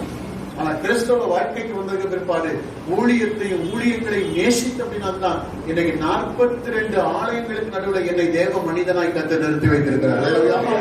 என்னுடைய இண்டிவிஜுவல் மினிஸ்ட்ரி 42 சபைகள் இருக்கு, 42 மிஷனரிகளை தாங்குகிறோம். ஏழமான பிள்ளைகளுக்கு இன்னைக்கு என்னை தகப்பனாய் எப்ப நிறுத்தினார்னா, என்னோட அதுதான் ஆச்சரியம். 21வது வயதுல நிறுத்தினார். எத்தனைக்கு 20 ரசிக்கப்பட்ட ஒரு வருஷம் தாங்க அலைந்து திரிகிற ஊழியத்தை தந்தார். அதுக்கப்புறம் நல்ல சபையை தந்தார், நல்ல மக்களை தந்தார். என்னை ஒரு தகப்பனாய் இன்றளவும் கற்று நிறுத்தி வைத்திருக்கிறார். அதனால உங்களுக்காய் எப்பொழுதும் நான் ஜெபிப்பேன், நீங்களும் எங்களுக்காய் ஜெபிங்க. கர்த்தரை உண்மையாய் பூரணமாய் பற்றிக் கொள்ளுங்கள். அல்லேலூயா. அதனால நேரம் அதிகமா இல்ல, ஒரு வசனத்தை வைத்து இந்த நாளின் தேவ செய்தியை உங்களோடு கூட பகிர்ந்து கொடுக்க கர்த்தர் கிருபை செய்வார். வாசிக்க பார்க்கலாம். தானியேலின் புத்தகம் 9ஆம் அதிகாரம் 23வது வசனம். தானியேல் எனக்குடைய அருமையான பக்தன் எழுதின இந்த புத்தகத்துல 9ஆம் அதிகாரம் 23 வசனத்தை நாம் வாசிக்க கேட்போம். நீ மிகவும் பிரியமானவன், நீ மிகவும் பிரியமானவன், ஆதலால் நீ வேண்டிக் கொள்ள தொடங்கின போதே கட்டளை வெளிப்பட்டது. நான் அதை அறிவிக்க வந்தேன். நான் அதை அறிவிக்கவே இங்கே என்ன செய்திருக்கிறேன், வந்திருக்கிறேன். எனக்கு அன்பான தேவனுடைய பிள்ளைகளை, கல்தேயர் பட்டணம் எனக்கூடிய பட்டணத்துல அடிமைகளாய் அழைத்து கொண்டு போகப்பட்டதான அன்பின் தேவ ஊழியர்கள் 4 அந்த 4 பாருங்க, இங்கே ஒரு மனிதனை பார்த்து தேவன் பாருங்க தம்முடைய தூதரிடத்துல ஒரு நல்ல செய்தியை அறிவிக்க அங்கே அனுப்பி இருக்கிறார். இந்த நல்ல காலைகளில தேவனுடைய சன்னிதானத்தில் நிற்கிற தேவனுடைய மனிதனாகிய நானும் கூட வந்திருக்கிற உங்களில் நீங்கள் அநேகராய் இருந்தாலும் உங்களில் சிலருடைய அந்த நடக்கை தேவனுடைய சன்னிதானத்துல அவருக்கு எப்படிப்பட்டதாக மகிமையாய் இருக்கிறபடியினால் உங்களிலும் சிலருக்கு இந்த தேவனுடைய வார்த்தை உங்களை நோக்கி கடந்து வருகிறது என்பதை நான் பேசிக் கொண்டிருக்கிற இந்த வேளையில தானே உங்களுடைய இருதயம் அதை அக்செப்ட் பண்ணுகிறதாக இருக்கிறது. தேவன் ஒரு மனிதனோடு பேசுகிறார் என்று சொன்னால் எப்படி பேசுவார்? இருதயத்தின் அம்மடத்திலிருந்து பேசுவார். அல்லேலூயா. ஒருவேளை தேவனுடைய ஊழியர்களாகிய நாங்கள் கர்த்தருடைய வசனத்தை பிரசங்கிக்கிற வேளையில தானே அந்த வசனம் புறப்பட்டு வரும்போது எவருடைய அந்த ஆத்துமா சந்தோஷப்படுகிறதோ அதுதாங்க தீர்க்க தரிசனம். அதுதான் என்ன தரிசனம்? இன்னைக்கு உலகத்துல கள்ள தீர்க்க தரிசிகள் பெருகி இருக்கிறார்கள். அதுல விசேஷமாய் தீர்க்க தரிசனம் கேட்கக்கூடிய கூட்டம் பெருகிவிட்டது. ஆகையினாலே கள்ள தீர்க்க தரிசிகளோட கூட்டமும் பெருகி இருக்கிறது. எதற்கு ஸ்தோத்திரம். நான் எப்போதுமே தீர்க்கதரிசிகளுக்கு எதிரடையானவன். ஆனால் எனக்கு தீர்க்க தரிசன வரத்தை தேவன் தந்திருக்கிறார். ஆகினால இன்றைக்கு பல குடும்பங்கள் பாஸ்டர் கூப்பிடுங்க, அவர் கரெக்டா சொல்றாங்க, ஏன்னா பொய் சொல்லுகிற தேவனை நான் ஆராதிக்கவில்லை. பாருங்கள், சவுல் ரட்சிக்கப்பட்ட போது ஒரு சம்பவம் நடக்கிறது. சவுலை சந்திக்க, சவுல் என்கிற அந்த பவுலை சந்திக்க அனனியா எனக்கூடிய ஒரு மனிதனை தேவன் அனுப்புகிறார். அப்போஸ்தலர்களுடைய நீங்கள் 9ஆம் அதிகாரத்துல வீட்டுல போய் வாசித்து பாருங்க. அப்ப அனுப்பப்படும் போது அந்த அனனியாவிடத்துல தேவன் அழகாய் ஒரு தரிசனத்தை கொடுக்கிறார். என்ன தரிசனம் கொடுக்கிறார்? என்ன தரிசனம் சொல்லுகிறார்? அனனியாவே, நீ என்ன பட்டணத்துக்கு போகணும் சொல்லுங்க. என்ன பட்டணத்துக்கு போகணும் சொல்லுங்களேன். யோப்பா பட்டணத்திற்கு போ. அங்கே யாருடைய வீட்டில் அவன் தங்கி இருக்கிறான் சொல்லுங்க பார்க்கலாம். தோல் பட்டணத்திற்கிறவனாகிய சீமோனுடைய வீட்டில சவுல் எனக்கூடிய பவுல் இருக்கிறான். அந்த பட்டணத்தில் அந்த தோல் பட்டனுடைய வீடு எங்க இருக்குன்னா நேர்த்துரு என்கிற தெரு முதற்கொண்டு தேவன் தம்முடைய அந்த தாசனுக்கு என்ன செய்கிறார் சொல்லுகிறார். ஆனா இன்னைக்கு நம்ம ஆட்கள் என்ன செய்கிறார்கள்? மேடையில ஏறி நின்று தீர்க்க தரிசனம், கிருபா உன்னுடைய இடுப்பு எலும்புகளை கட்ட சுகமாக்குறார்கள். எத்தனை கிருபா வந்திருக்கும்? கிறிஸ்தவத்துல வைக்கக்கூடிய பேர்ல முக்காவது கிருபா. இன்னும் சில கிருபாக்கள் இருப்பீங்க இல்ல. குருட்டாம் மக்களை தீர்க்க தரிசனங்கள் அவன் எந்த ஊர்ல இருந்து வந்தா, எந்த பட்டணத்திலிருந்து வந்தான்னு சொல்றது இல்ல. ஆகினால்தான் தேவனுடைய பிள்ளைகளான தீர்க்க தரிசிகளுக்கு எதிரியானவன். ஏன்? அவன் எந்த சூழ்நிலையில வந்திருக்கிறான் என்பதை அறிந்து கொள்வதில்லை. அவன் எந்த இடத்திலிருந்து வந்திருக்கான்னு சொல்லணும். கதருக்கு ஸ்தோத்திரம். அதனாலதான் பவுல் அழகாய் தேவசபைன்னு சொல்லும் போது நீ என்ன செய்ய, நீ அந்நிய பாஷை பேசுகிறது தப்பல்ல, ஆனா அதற்குரிய விளக்கத்தை வியாக்கியானத்தை நீ சபைக்கு நடுவில் வந்திருக்கிறது சொல்லலாம். நீ பேசாமல் இருப்பது நல்லது. பேசாமல் இருப்பது அதற்காக நீ பயிற்சியக்காரர்களை போல பிதற்றுவதல்ல. எதற்கு அப்படி பேசுவதை நீ விரும்பினால் உன்மட்டாக அதை வைத்துக்கொள். அடுத்தவர்களுக்கு இடறுதல் என்ன செய்யாத, வைத்துக் கொள்ளாதே. தேவனுடைய பிள்ளைகளை தீர்க்க தரிசனம் என்ன? தேவனுடைய வார்த்தை தான் தீர்க்க தரிசனம். தேவனுடைய வார்த்தை தான் தீர்க்க தரிசனம். ஒவ்வொரு ஞாயிற்றுக்கிழமையிலும் கர்த்தருடைய ஊழியர்களை கொண்டு ஆண்டவர் உங்கள் நடுவில் பேசும்போது அந்த வசனம் உங்களுடைய உள்ளத்திற்குள்ளே ஆத்மாவிற்குள்ளே கொண்டு வருகிற அந்த சந்தோஷம் தான் தீர்க்க தரிசனம். அதை புரிந்து கொள்ளுங்க. நீங்க போய் யாருடைய போய் தலையை கொடுத்தோன்னே தலையில அந்த கை வச்சோன்னே நீ இந்த நிலைமைக்கு வருவாய் என்று சொல்லுகிறதல்ல தீர்க்க தரிசனம். சரி, அப்படியே சொன்னாலும் அந்த தரிசனம் நிறைவேறுவதற்கு நீ எப்படிப்பட்டவனாக இருக்கணும், எப்படிப்பட்டவனாக இருக்கணும். குடியாரன் தலையில கை வச்சுட்டு எதற்கு சொல்றான், நீ தேசமெங்களும் பெரிய மேன்மை அடைகிறவனா இருப்பா என்று குடிகாரனுக்கு தரிசனம் சொல்லிட்டு போயிட்டார் ஒருத்தர். கடைசி அந்த குடிகாரன் அந்த தேசத்துல சாகுவதற்கு குடிகாரனாலும் சென்றான் தவிர அந்த சொல்லப்பட்ட தரிசனம் என்ன செய்யல, நிறைவேறவில்லை. ஆகினால்தான் தேவனுடைய வேதம் சொல்லுகிறது, வழிபோக்கனுக்கு ஆண்டவர் தம்முடைய ஆசீர்வாதத்தை கொடுக்கிறவர் அல்ல, வழிபோக்கர்களை ஆசீர்வதிக்க தேவன் அழைக்கிறார்.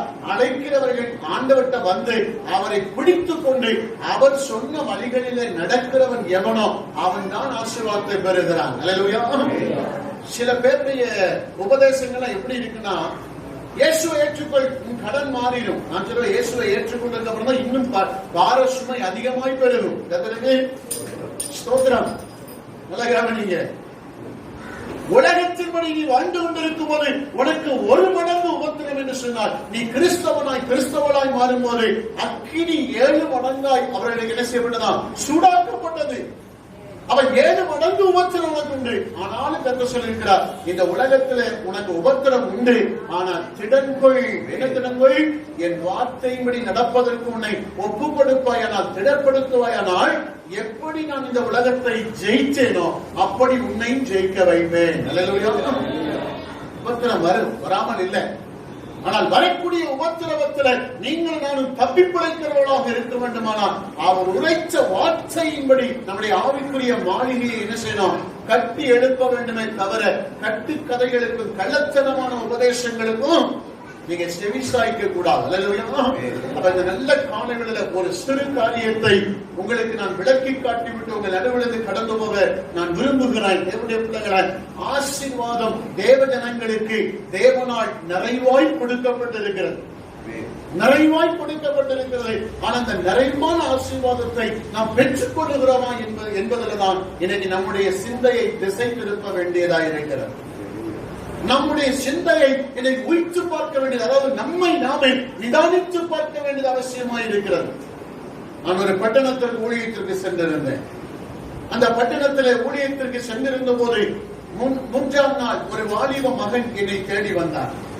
கூட்டங்களை முடித்து நான் என்னுடைய அறை, எனக்கு கொடுக்கப்பட்ட அறையில உணவருந்து இளைப்பாறிக் கொண்டிருந்த போது அந்த வாலிப மகன் என்னை சந்திக்க வந்தான்.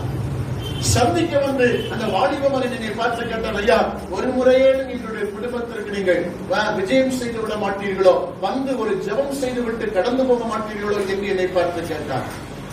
அப்ப நான் சொன்னேன், கூட்டங்கள் நடந்து கொண்டிருக்கின்ற போது நான் எந்த இடத்திற்கு ஜெபிக்க வருவதில்லை. ஆனால் ஒன்று செய்கிறேன், நான் இந்த பட்டணத்தில் இன்னும் தாமதித்து 2 நாட்கள் 3 நாட்கள் இருப்பேன். அப்படி இருக்கும் பொழுது எனக்குள் தேவனுடைய ஆவியானவர் என்னை பணித்து வீட்டிற்கு அனுப்புவாரானால் நான் நிச்சயம் வீட்டிற்கு வந்து ஜெபிக்கிறேன் என்று அவருடைய முகவரியை வாங்கி வைத்துக் கொண்டேன். கூட்டங்கள் முடிந்தது. மறுநாள் என் சிந்தைக்குள்ளே தேவன் அந்த காரியத்தை வைத்தார். ஆகினாலே எனக்கு இருந்த உதவியாளரை அழைத்துக் கொண்டு அந்த பட்டணத்தில் இருக்கக்கூடிய அந்த மனுஷனை தேடி போனோம். மனுஷனை தேடி போய் அந்த வீட்டை அடைந்து அந்த வீட்டுக்குள்ள போகிறோம். அந்த வீட்டில் இருக்கக்கூடியவர்கள் எங்களை உட்கார வைப்பதற்கு கூட வழி இல்லை, ஆசனங்கள் இல்லை, இருக்கைகள் இல்லை. கடைசியில அந்த கூடாரத்துக்குள்ள நாங்கள் நின்று கொண்டே பேசிட்டு அவர்களுடைய அந்த கூரை வீடு, அதாவது ஓட்டு கூரை தான். அதை அண்ணாந்து பார்த்தால் ஏராளமான சருகு காகிதங்கள், கலரான சருகு காகிதங்கள். நான் ஒரு வேளை நினைச்சேன், இது ஒரு ஸ்டைலாக இருக்குமோ நினைச்சேன். ஏன்னா இன்னைக்கு வித்தியாசமான காரியங்களை வீடு கட்டுகிறார்கள். அப்ப நான் நினைச்சேன் இது ஒரு வித்தியாசமான ஒரு வீடு போல நினைச்சிட்டு கடைசி அந்த தம்பிட்ட கிடையாது, என்னென்ன தம்பி இப்படி இருக்குன்னா, அப்ப அந்த தம்பி சொன்னா, ஐயா, ஓடுகள் சிதலமடைந்து விட்டது, அந்த ஓடுகளை மாற்றுவதற்கு எங்களுக்கு என்ன இல்ல, வழி கிடையாது. ஆகினால் ஒழுகுகிற இடங்களாய் பார்த்து இந்த சருகு காகிதங்களை ஒட்ட வைத்திருக்கிறோம் என்று சொன்னார்கள். என்ன பரிதாபம், என்ன பரிதாபம்.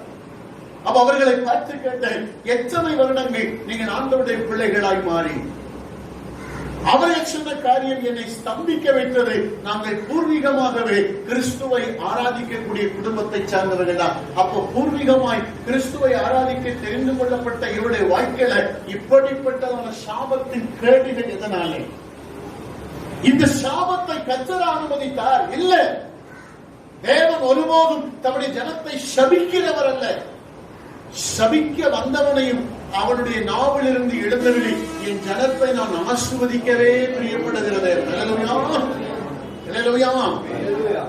அப்ப இந்த இப்படிப்பட்டதான இந்த நிலைமை, இந்த வாழ்வு இவர்களுக்கு எதனாலே என்று சொல்லி எழும்பி நின்று ஆண்டவருடைய சன்னிதானத்தில் அவர்களுக்கு நான் ஜெபித்த போது ஆண்டவர் சொன்னார், இவர்களில் அநேகரிடத்தில் நான் பிரியமாய் இருக்கவில்லை. இவர்கள் அநேகரிடத்தில் என்னவா இருக்கல? பிரியமாய் இருக்கவில்லை. ஆனா இந்த காலை வேளையில தேவனுடைய பிள்ளைகளை நீங்கள் திரளாய் வந்திருக்கலாம். ஆனால் வந்திருக்கிற உங்களில தேவன் உங்களிடத்துல எல்லாரிடத்துல அவர் பிரியமாய் இருக்கிறாரா? ஆண்டவருடைய வார்த்தை இதுதான், உங்கள் அநேகரிடத்துல தேவன் பிரியமாய் இல்லை. ஒரு சிலருடைய வாழ்க்கையை கர்த்தர் கண்டு அவர்களிடத்துல தான் தேவன் சொல்றார், நான் பிரியமாய் இருக்கிறேன். தானியேலே 4 நபர்கள் இருந்தார்கள். அந்த 4 நபர்களில தானியேல் எனக்கூடிய இந்த மனிதனை பார்த்து ஆண்டவர் சொல்லுகிறார், நீ எனக்கு எப்படிப்பட்டவன்? நான் அவர்களை நேசிக்கிறேன். வந்திருக்கிறவங்க எல்லாரும் நேசிக்கிறார். ஆனா ஸ்பெசிபிக்கா நான் என்ன செய்கிறேன்? அவனை நேசிக்கிறேன். எல்லாரையும் நேசிக்கிறவங்க தான். ஆனா எல்லாரிலும் உன்னை அதிகமாய் நான் என்ன செய்கிறேன்? Love very much. ஆங்கிலத்தில் நீங்க வாசித்தீங்கன்னா அந்த வேத வசனத்தை சொல்லப்பட்ட லவ் வெரி மச். உன்னை நேசிப்பதை விட அங்க இருக்கக்கூடிய அவளை நான் இன்னும் அதிகமாக நேசிக்கிறேன் ஆண்டவர் சொல்லுகிறார். உன்னை நேசிக்கிறதை விட உன்னிற்கு அடுத்து இருக்கக்கூடிய அவனையும் நான் அதிகமாக நேசிக்கிறேன். அப்படியான தேவன் பட்சபாதம் உள்ளவர் அல்லவே? பட்சபாதம் உள்ளவர் அல்லவா? நாம் அப்படி சொல்லிவிடலாம் அல்லவா? இல்லை. ஒரு மனுஷிய பிரகாரமாய் பெற்றெடுத்த பிள்ளைகளிலேயே தாயானவள் ஒரு பிள்ளையை அதிகமா நேசிப்பதும் தகப்பன் ஒரு பிள்ளை அதிகமா நேசிப்பதும் இருக்கா இல்லையா? குடும்பத்துல சில பிள்ளைகள் தாய்க்கு பாசமா இருப்பாங்க. ஆனா பெற்றது நானும் அந்த அம்மா தான். ஆனா நாளை அந்த அம்மா பெற்றிருந்தாலும் 4 பேரிடத்துல அந்த அம்மா தன்னுடைய அதிகமான பாசத்தை காட்டுகிறதா? இல்ல. யாருக்குதான் காட்டும்? ஒரு சிலருக்கு மட்டும் காட்டுவாங்க. காரணம் என்ன? ஏதோ ஒரு வழிகளில இந்த பிள்ளைகளுடைய குணாதிசயம் அந்த தாயாருடைய இருதயத்தை என்ன செய்திருக்கிறது? இம்ப்ரெஸ் பண்ணி இருக்கிறது, சந்தோஷப்படுத்தி இருக்கிறது. அதனாலதான் இயேசு கிறிஸ்துவை பார்க்கும்போது என்னுடைய பிதா சொல்லுகிறார், பரலோகத்தின் பிதா சொல்லுகிறார், இதோ இவரில் நான் என்ன செய்கிறேன்? பிரியமாய் இருக்கிறேன். இவரை நேசகுமாரன். உலகத்தில் அவருடைய சாயலின்படி சிருஷ்டிக்கப்பட்டிருக்கிற எல்லாரும் நேசகுமாரன் குமாரத்திகளா இருந்தாலும் தேவன் ஒரு சிலரில் அதிகமான பிரியத்தை செய்கிறார், காண்பிக்கிறார். காரணம் என்ன?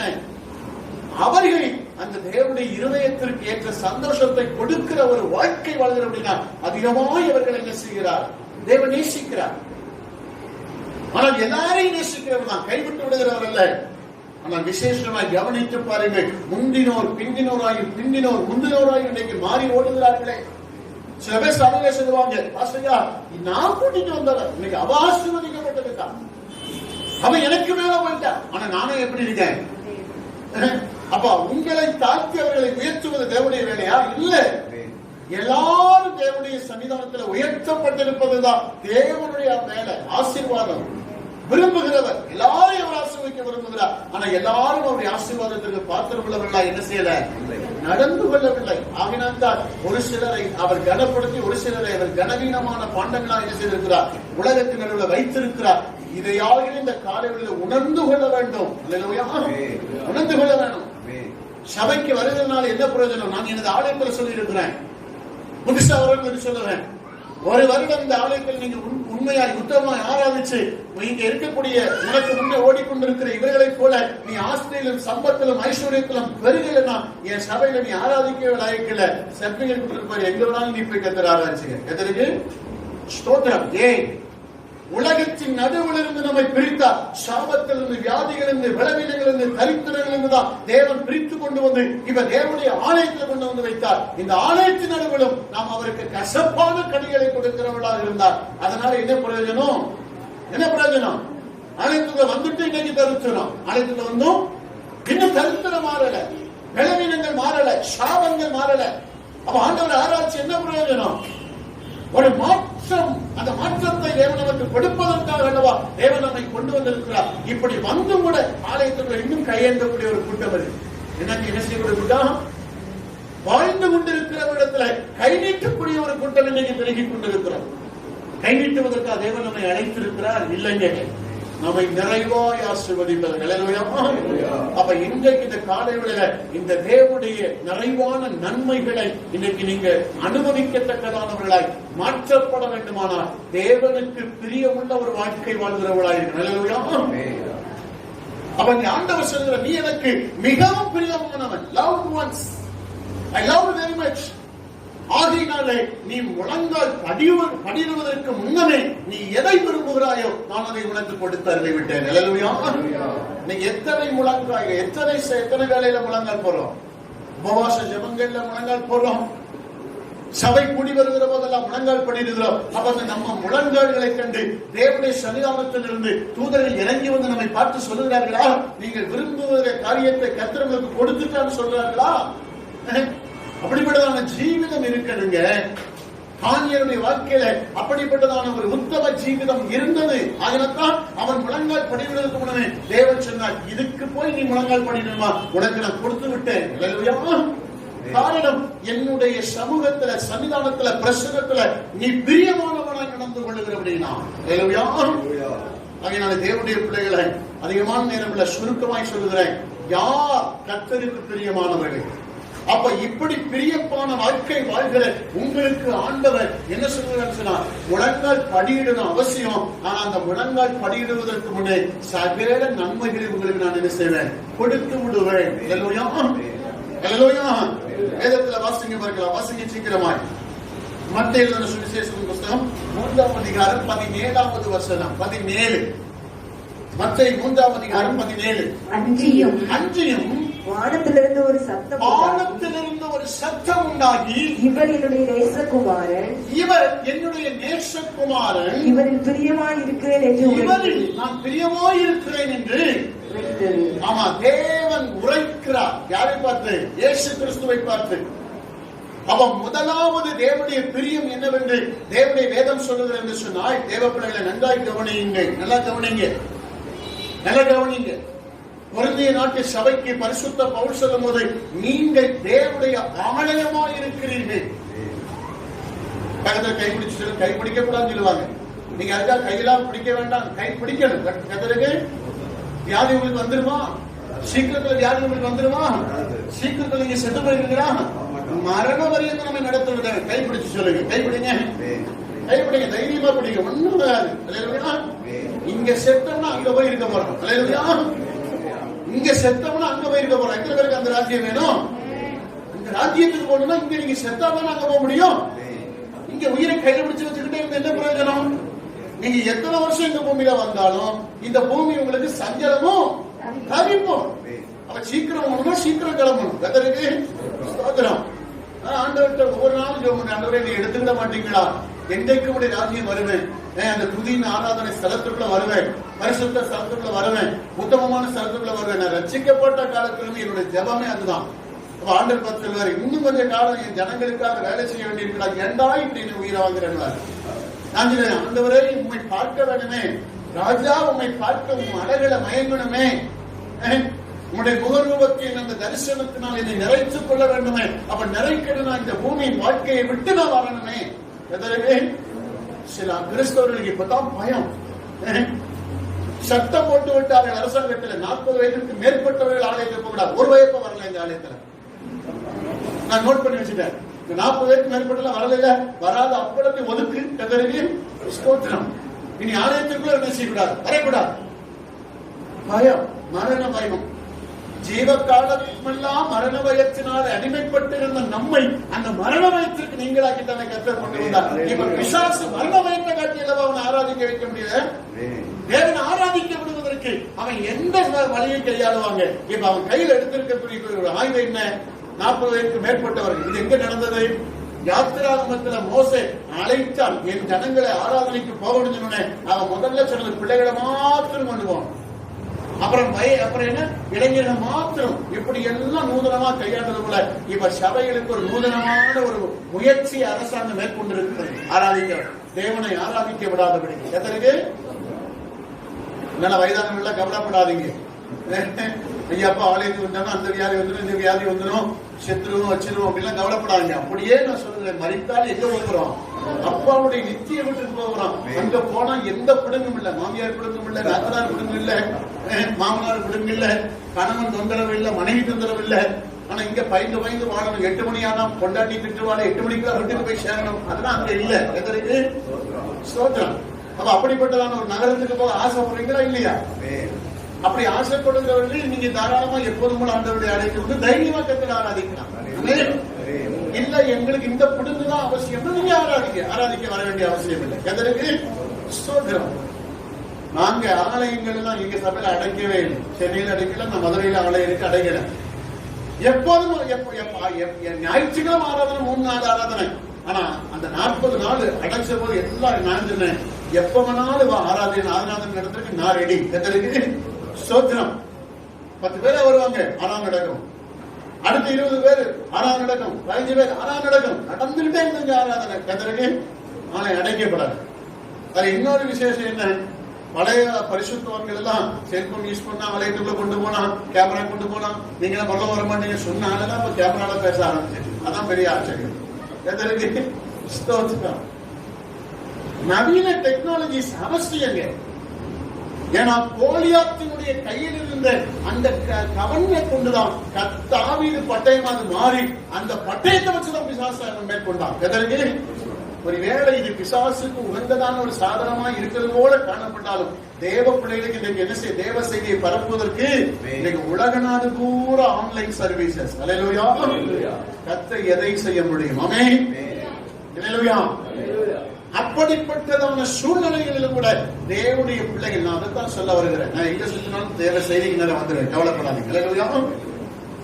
அவ தேவன் முதலாவது அவருடைய பிரியம் நம்மிடத்தில் அவர் என்ன பிரியம் வைத்திருக்கிறார் சொன்னார். தேவ பிள்ளைகளை ஒரு தேவனுடைய மனிதன், தேவனுடைய மனுஷி, அவன் எப்படிப்பட்டவன், அவன் எப்படிப்பட்டவனா இருக்கணும்னா தேவனுடைய சாயலை வெளிப்படுத்துகிறவனாக. அல்லேலூயா.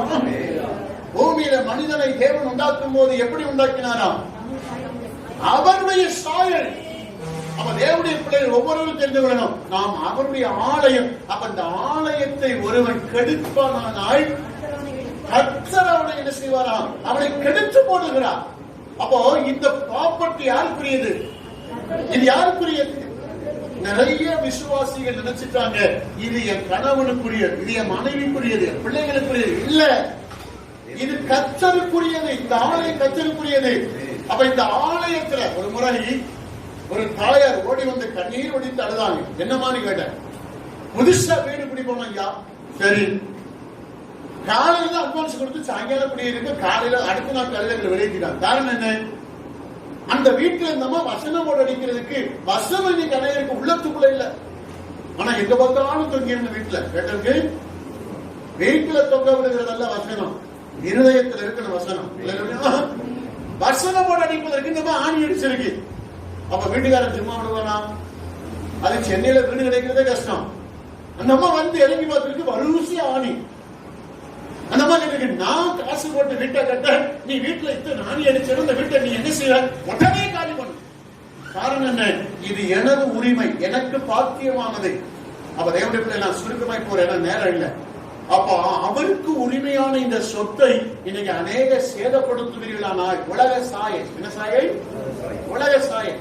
இன்னைக்கு இருக்கக்கூடிய எந்த கிறிஸ்தவர்களையும் பார்த்தா தேவ சாயல் வெளிப்படலைங்க, உலக சாயல். நான் தங்கி இருக்கிற வீட்டுல ஒரு சண்டை நடந்தது, 2 நாள் நடந்தது. ஒரு விசேஷமான இடத்துக்கு போகணும். அவங்க ஒரு ஆசிரியர். நான் எப்படி இப்படி போவேன்? என்னன்னா கழுத்துல ஒண்ணுமே இல்லையா, கழுத்துல ஒண்ணுமே இல்லை. ஒண்ணுமே இல்லாத கழுத்தோடு போனா 4 பேர் என்னை எப்படி மதிப்பாங்க? ஆடம்பர வாழ்க்கை வாழ்றதுக்காக போராடி கொண்டே அடகு வச்சுட்ட, நீ உனக்கு அடகு வச்சுட்ட, அடகு வச்சுட்டு எனக்கு புத்துணர்வு கிடையாதுன்னா என்ன அர்த்தம்? அப்ப நான் கேட்டவர்களை பார்த்து, நீ பிறக்கும் போதே கர்த்தர் தேவன்னு சொன்னா கழுத்துலையும் காதலையும் மாட்டி விட்டதால உன்னை எதையும் செய்வதற்கு செய்யணுமா இல்லையா? செய்யணுமா இல்லையா? பிறக்கும் போது நிர்வாணியாத்தானே வந்தோம். நிர்வாணிகளாய் வந்த நம்ம இடையில இதை செய்தவன் யாராயும் கர்த்தர்கிட்ட கேட்டீங்களா? ஆண்டவரே நான் இதை செய்ய போறேன், உலகத்து அவன் செஞ்சிருக்கிறான், ஆகினால நானும் செஞ்சாதான் எனக்கு மதிப்பு. இந்த வேதம் என்ன சொல்லுதோ இதை செய்ய எந்த கிறிஸ்தவர்களுக்கும் நாடி இல்லை.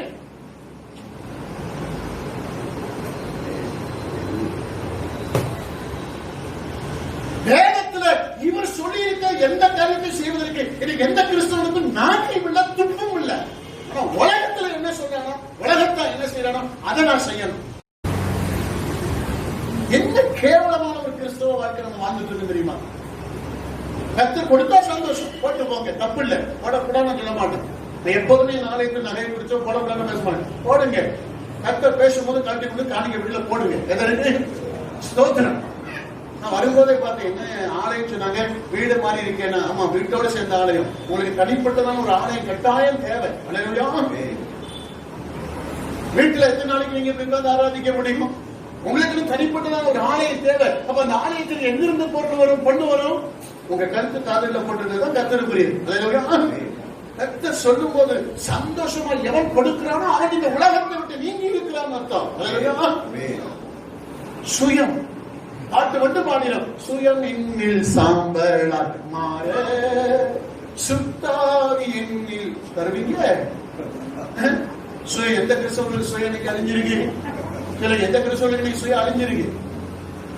ஒருத்தர் என்னை பார்த்து கேட்டார், இந்த லாக்டவுன் பீரியட்ல என்னை பார்த்து கேட்டார், பாஸ்டர் இப்படி கேட்கிறீங்க, ரைட், சந்தோஷம். ஆனா உங்களுக்காக நீங்க கேட்டா நான் செய்வேன், எனக்காக நீங்க ஒண்ணும் செய்ய வேண்டிய அவசியம் கிடையாது. எதற்கு? லாக்டவுன் பீரியட் 42 மிஷனரிகளுக்கு நாங்க பணம் அனுப்பணும். என்ன செய்ய?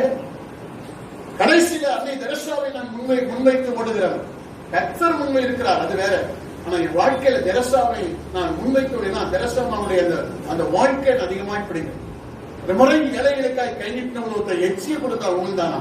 அப்ப அம்மா சொன்னாங்களா, இதையாக நீ கொடுப்பதற்கு உன்னிடத்தில் இருந்ததே சந்தோஷமா வாங்கி கொண்டு போகிறேன். இதே பட்டணத்துல எல்லா ஆசிரியர்கள் காட்டு ஒரு வயது கொடுக்க. ஆனா இந்த சூழ்நிலையில அரசாங்கத்துல அவர்களுக்கு சம்பளம் கொடுக்கதான் பட்டது. அவங்களுக்கு ஒரு குறை இல்லை, வேலைக்கே போறாங்க சம்பளம். நோகாம நம்புறீங்க கேள்விப்பட்டிருக்கீங்களா? கடைசியில் அவங்க சொல்லிட்டோம்னா அவங்களுக்கு வர்ற கோபத்தை பார்த்தீங்கன்னா என்னமா இவங்க போய் அங்க வெட்டி குடிக்கிற மாதிரி. எத்தனைக்கு 8 மணி நேரம் பிள்ளைகளுக்கு நீ கத்தி பாடம் சொல்லி கொடுக்குற. உண்மைதான். வயல்ல போய் வெட்டி முடிச்சுட்டு இருக்கீங்க, செய்வீங்க வேலை, அதை சொல்லல. ஆனா இந்த 8 மாதம் அரசாங்கம் உங்களுக்கு செஞ்சிருக்க, அப்ப இன்னும் கத்திருக்கு. நீங்க எப்படி நன்றி உள்ளவங்களா இருக்கணும் யோசிச்சு பாருங்க. டீச்சர்ஸ் யாரும் இருக்கீங்களாங்க? 1-2 இருக்கும், நிறைய இந்த பட்டணத்துல இருந்து அவ்வளவு டீச்சர்ஸ் தான். ரிட்டையர்மெண்ட் கவனிங்க. இப்பதானே பென்ஷன் எடுத்தான். பென்ஷன் எடுத்தது காரணமே நான் தான். எதற்கு சொல்றோம்? ஏன்னா வரக்கூடிய புதிய சங்கதிக்கு வேலை இல்லை, ஒண்ணு இல்லை. ஆனா எங்க தலைமை பாஸ்டர் அம்மா 102 வயசாக படுத்த வரைக்கும் 70,000 பென்ஷன் வாங்க. 70 வைத்தறிச்சலாக வேலை செஞ்சப்பையும் கூடி அதை வாங்கிக்கிட்டு சும்மா இருக்கிறவங்களுக்கு கூடினா இதெல்லாம் எங்க என்ன? இதெல்லாம் அநியாயம் இல்லை. படிச்சவன் இன்னைக்கு 1 லட்சம் 4 லட்சம் 5 லட்சத்தை போட்டு படிச்சுட்டு இன்னைக்கு வேலை இல்லாம உட்கார்ந்துருக்கான். சரி 70,000 வாங்குறீங்க, சந்தோஷமா. இல்லாதவர்களுக்கு கொடுக்குறீங்களா? கையை நீட்டு சொல்லுங்க, அதையா சொல்லுங்க. தேவ சாயல் உங்களிலே நீங்களை உருவாக்கிக் கொள்ளாவிட்டால், அந்த சாயல் உங்களுக்கு வெளிப்படாவிட்டால் தேவனுடைய வாழ்க்கையை நீங்க வாழ்கிற பிரயோஜனம் இல்லை. அதனால சொல்லுகிறேன், தேவ சாயல். உலகத்திற்காக ஒரு மனிதன் வாழ்ந்து மடிவதல்ல கிறிஸ்தவ வாழ்க்கை, உன்னதமான தேவனுடைய சாயல். அதனால ஆண்டவருடைய வேதம் சொல்லுகிறது, பழைய மனிதனை களைந்து புதிய மனிதனாகிய கிறிஸ்துவை என்ன செய்யுங்க? தரித்துக் கொள்ளுங்கள். அப்ப கிறிஸ்து எப்படிப்பட்டவரா சொல்லுங்க? கிறிஸ்து எப்படிப்பட்டவர்? வைராக்கியம், பகை, விரோதம், கோபம். அவர் தன் வாழ்நாளெல்லாம் நமக்காக தம்மையே சிலுவையில கொடுத்துட்டு போனார். இப்ப நமக்கு ஒரு 10 ரூபா கொடுக்கறதுக்கு நீங்க என்ன இல்லை, வழி இல்லை. ஊழியக்காரங்க இந்த சூழ்நிலை எவ்வளவு பரிதவிச்சிருப்பாங்க யோசித்து பாருங்க. ஒரு அம்மா என்ன சொல்லிச்சு, பாஸ்டர் 6 மாசம் சந்தோஷமா இருக்கும், ஏன் காணிக்கையே போடல, காணிக்கையே நம்ம போடல, சோத்திரம் நிறைவா இருக்க பாஸ்டர். அப்படியாவது நல்லா இருக்கு. உன் தரித்திரம் அப்போயாவது என்ன செய்யட்டும், தீரட்டும். என்ன செய்யட்டும், என்ன செய்வது? நீங்க சிரிக்கிறீங்க, எங்களால் சிரிக்க முடியல. ஆனா அப்பொழுதும் தகப்பனுடைய உள்ள எங்களுக்கு இருந்த அப்படின்னா சரி, அதை வச்சாலும் சந்தோஷமா இருக்கின்றீங்களா? சந்தோஷமாயிருக்கு. அப்பொழுதாவது ஒரு தரித்திரம் தீருமான்னு தான் பார்க்கிறோம். அப்பொழுதும் தரித்திரம் தீரல. இப்பயும் வந்து நின்று அழுத்தாங்க, பாஸ்டே பத்தல. ஆனா எந்த சூழ்நிலையிலும் கர்த்தரை நம்புகிறவர்களை ஒருபோதும் கர்த்தர் கைவிட மாட்டார். அவர் நல்லா தெரிந்து கொள்ளுங்கள், நீங்க இந்த சொத்துக்கு நீங்க உரிமையாளர் அல்ல. யாத உரிமையாளர்? அவர் உரிமையாளர். அப்ப அந்த உரிமையாளரை கேட்காம இந்த சொத்துக்கு நீங்க சேதாரத்தை உண்டாக்குவீர்களா? கர்த்தர் பார்ப்பார், எல்லாம் டெஸ்ட்ராய்டு பண்ணிடுவார், எல்லாத்தையும் அழிச்சு போட்டு விடுவார். கேட்கணுங்க. ஒவ்வொரு நாள் காலையில் இருந்து ஆண்டவரே இது உமக்கு சொந்தமான சொத்து, இந்த சொத்துல இருக்கக்கூடிய ஒவ்வொரு அங்க அவயங்கள்லாம் உமக்கு பிரியமானவைகள், உமக்கு சொந்தமானவைகள். ஆகினால இதில் நான் எதை செய்தாலும் நான் என்ன செய்யணும்? ஒரு இன்னைக்கு காலையில் கலகான ஒரு குடும்பத்தார் அந்த உடனே ஒரு சட்டை எடுத்து கொடுத்தாங்க, தச்சேன், போட்டிருக்கேன். போடுறதுக்கு முன்னாடி ஆண்டவர்கிட்ட கேட்டேன், ஒரு சொந்தமா ஆண்டவரே சரீரம் உமது ஆலயம், இந்த ஆலயத்துக்கு போட்டா இது மகிமையை கொண்டு வரணுமே தவிர இது என்ன கொண்டு வந்துடக்கூடாது, என்ன கொண்டு வந்துடக்கூடாது. அவர் பேசுவாரா பேச மாட்டாரா அது அடுத்த கதை. ஆனா நம்ம அவர்கிட்ட கேட்கணும், இதை நான் உங்களுடைய சரீரத்துக்கு என்ன செய்ய போறேன், உங்களுடைய ஆலயத்துக்கு நான் அணிய போறேன், இது உங்களுக்கு மகிமையா இருக்கணும். ஒரு சின்ன பிரேயர், ஹம்பிள் பிரேயர். தேவன்கிட்ட கேட்காம எதை செய்யக்கூடாது. அல்லேலூயா. நம் தேவனுடைய சாயல். அல்லேலூயா. சத்தமா சொல்லுங்க. இயேசுநாதர் 33 ஆண்டு காலம் இந்த பூமியில வாழ்ந்தவர் தான். நான் வாழ்ந்த போது தாமாக ஒரு காரியத்தை செய்யாமல் அவர் எப்பொழுதும் பிதாவை நோக்கி என்ன செய்தாரா, ஜெபித்து காரியங்களை செய்தார். அங்கே நான் அவருக்குரிய சொந்தமானவர். அல்லேலூயா. அவருக்குரிய சொந்தமானவனா இருக்கிறதா, நான் சொந்தத்தில் எதை என்ன செய்திடக்கூடாது, செய்துவிடக்கூடாது. நலை அலங்கரிக்கும் போது கூட கத்தத்தை கேட்கணும், எப்படி நான் அலங்கரிக்கணும். வேதம் சொல்ல பரிசுத்த அலங்காரத்தோட கத்தரை பொழுது கொடுங்க. காரணம் என்ன, நீங்க அவலட்சணமான அலங்காரங்களை நம்முடைய சரீரத்தை வைத்துக் கொள்ள விரும்புகிறோம். ராமேஸ்வரத்துல 2 நாளுக்கு முன்னாடி நான் புறப்படுறது 2 நாளுக்கு முன்னாடி சென்னையில ஒரு தம்பி வந்துட்டு கேஷட் வெளியிடும் பாஸ்டர். நான் அப்படியே அவனை பார்த்தேன், என்னையும் தெரியல பாஸ்டர், சொல்லுங்க பாருங்க. ஐம் ரோஷன். அப்பதான் இந்த சில ஆண்டுகளுக்கு முன்னாடி என்கிட்ட ஒளிஞ்சு பார்த்தா தலையில கொடை வச்சிருக்கான், முடிய தலையில வச்சு கொடை தொங்குது. இங்க ஒரு குடுமி, இது மேல ஒரு குடுமி. சின்ன பிள்ளைக்கு முதல்ல முடி வளரும்போது கூட பார்த்தீங்கன்னா அந்த பூக்கூட அது தொங்குது அவனுக்கு. கடைசியில் கேட்டாரு, இது என்ன கோலம் அப்படின்னு. என்னது ஃபேஷன் ஆஃப் திஸ் வேர்ல்ட்.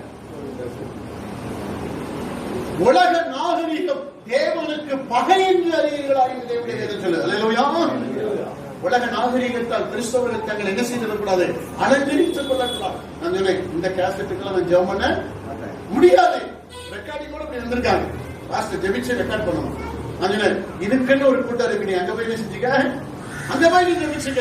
இப்படி ஒரு வேஷத்தை போட்டுட்டு வந்து உன் கேசட்ல நான் போய் இப்படி ஜெபம் பண்ணனா 4 பேர் என்ன கேட்க மாட்டான், பாஸ்டர் என்ன உபதேசம் பண்ணீங்கன்னு. தேவசாயல். அல்லேலூயா. ஆமென் சொல்லுங்க. இது தேவனுக்குரிய ஆலயம். அப்ப இந்த ஆலயம் எப்பொழுதும் தேவனுடைய சாயலை வெளிப்படுத்துகிறதாக இருக்கணும். இதுதான் கர்த்தருக்கு பிரியம். எந்த ஆலயத்துல கர்த்தருடைய பிரசன்னம் வெளிப்படுகிறதோ அந்த ஆலயத்துல தேவனுடைய நன்மையினால் நிரப்புகிறவராக இருப்பார். சாயல் இல்லாத அப்படின்னா தான் குடிக்கிறது. சில பேர் என்ன செய்வா, சபைக்கு வருவோம், பொண்டாட்டிக்கு தெரியாம குடிப்போம். கர்த்தருக்கு சோதரம். ஸ்மோக் பண்றது, புகைப்பிடிப்பது, குடிப்பது, ட்ரக் யூஸ் பண்ணுவது சபைகளுக்குள்ள இருக்குங்க.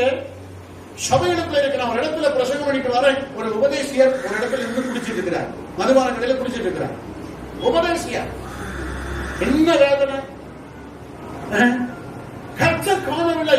யோசேப்பு சொல்லுகிறான், இந்த பூமி இந்த வீட்டுக்குள்ள நீ நான் மட்டும்தான் இருக்க நினைக்கிறேன், ஆனால் சகலத்தை காண்கிற பரம்பொருளாகிய கிறிஸ்துவை பார்த்துக் கொண்டிருக்கிறார். அல்லேலூயா.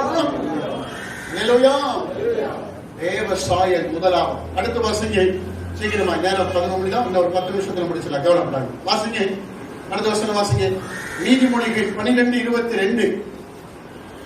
நீதிமொழிகள் 12ஆம் அதிகாரம் 22வது வசனம். பொய் உதடுகள் கர்த்தருக்கு அருவருப்பானவைகள், கர்த்தருக்கு அருவருப்பானவைகள், உண்மையாய் நடக்கிறவர்களோ அவருக்கு பிரியம், அவருக்கு பிரியமானவர்கள். உண்மையாய் நடக்கிறவர்கள். உலகத்திலேயே பொய்யை அழகாய் பேசுகிறவர்கள் யார் தெரியுமா? கிறிஸ்தவர்கள். அல்லேலூயா. நான் பொய்யே பேச மாட்டேன் சொல்றவங்க கை வைத்து கேட்டுங்க பார்க்கலாம். நான் பொய்யே பேச மாட்டேன், சரிங்களா? ஆனா வேதம் என்ன சொல்றது? அழைத்தவர் உண்மை உள்ளவர். அழைத்தவர் எப்படிப்பட்டவர்? அழைத்தவர் உண்மை உள்ளவர்தானே? அழைத்தவர் உண்மை உள்ளவர். அப்ப நாம் ஆராதிக்கக்கூடிய தேவன் உண்மை உள்ளவர் ஆராதிக்கிறோம். அப்ப நம்மிடத்துல ஏன் பொய் இருக்கு? நம்மிடத்துல ஏன் பொய்? உதடுகை கர்த்தருக்கு எப்படிப்பட்டது? அருவருப்பானது. இங்கே தானியேலை ராஜா கேட்க, ஏன் மரக்கறி சாப்பிடுறீங்க? கேட்ட உடனே அதுக்கு அடுத்த காரியத்துல நீங்க வேதத்துல வாசி, நம்ம வேதத்துல கொஞ்சம் தான் இருக்கு. பின்னணிய வேதாகமத்துல அவன் சொன்னானா, உன் தேசத்தில் விளையக்கூடிய இந்த மாம்சம், வளர்க்கக்கூடிய ஆடு மாடுடைய மாம்சம் எங்கே ஒரு வேளை என்னுடைய சரீரத்தை பாவத்திற்கு ஆளாக்க விட்டுவிடும் ஆகினால்தான் நாங்க மரக்கறிகள். அப்ப மரக்கறி எங்கிருந்து தான் கொண்டு வரணுமா? மரக்கறிகள் எருசலேமிலிருந்து தான் பெத்லகேமிலிருந்து தான் கொண்டு வரப்பட வேண்டும். தைரியம் இருந்தது, உண்மையை பேசினார்கள். என்னுடைய சபையில ஒரு சகோதரி ரட்சிக்கப்படாத குடும்பத்திலிருந்து ரட்சிக்கப்பட்டு வந்தாங்க. கணவன் கிறிஸ்தவத்திற்கு எதிரி. இவங்க சென்று கருணாக்கடலுக்கு ஞானஸ்நானம் கொடுக்கிற வந்து ஞானஸ்நானம் எடுத்துட்டாங்க. ஞானஸ்நானம் எடுத்து திரும்புவதற்கு முன்பு அவருடைய கணவனுக்கு அக்கப்பக்கத்தில் உள்ளவங்க சொல்லிட்டாங்க, உன் மனைவி ஞானஸ்நானம் எடுக்க போயிட்டான். கடைசியில் இந்த அம்மா நேர வீட்டுக்கு பிறகு இவன் அருவாளை தூக்கி நிற்கிறான். யாருக்கு அந்த ஞானஸ்நானம் எடுத்த கேட்டவனே, நீங்கள் நானுமா இருந்தா என்ன சொல்லுவான்? இன்னைக்கு இந்த போதத்தில் உங்க வீட்டுக்காரருக்கு சொல்லிக்காதமா அப்படின்னு. கடைசி அந்த அம்மா சொன்னாங்க, ஐயா ஐயா ஐயா தெரியாம எடுத்துட்டேன், என்ன செய்யுங்க, மன்னிச்சுக்கிடுங்க, இனிமே நான் எடுக்கவே மாட்டேன்னு காலில் விழுந்த. அவ்வளவுதான். அவளுக்கு தெரியுமா ஞானஸ்நானம் ஒரு தடவை? கடைசியில் அங்க இருந்த எல்லாரும் கொண்டு சொன்னாங்க, என் பொண்டாட்டி எப்பவுமே என் வார்த்தைக்கு என்ன செய்யறவ, கீழ்படுகிறவ, தெரியாம போயிட்டேன்னு சொல்லி மன்னிப்பு கேட்டா. போ, இதோட முடிஞ்சு. கத்தருக்கு உள்ளதை உள்ளதென்றும் இல்லதென்றும் சொல்லுங்க. அப்படி சொல்ல பழகிட்டீங்கன்னா அதற்குண்டான கிருபையை தேவன் உங்களுக்கு தருவார்.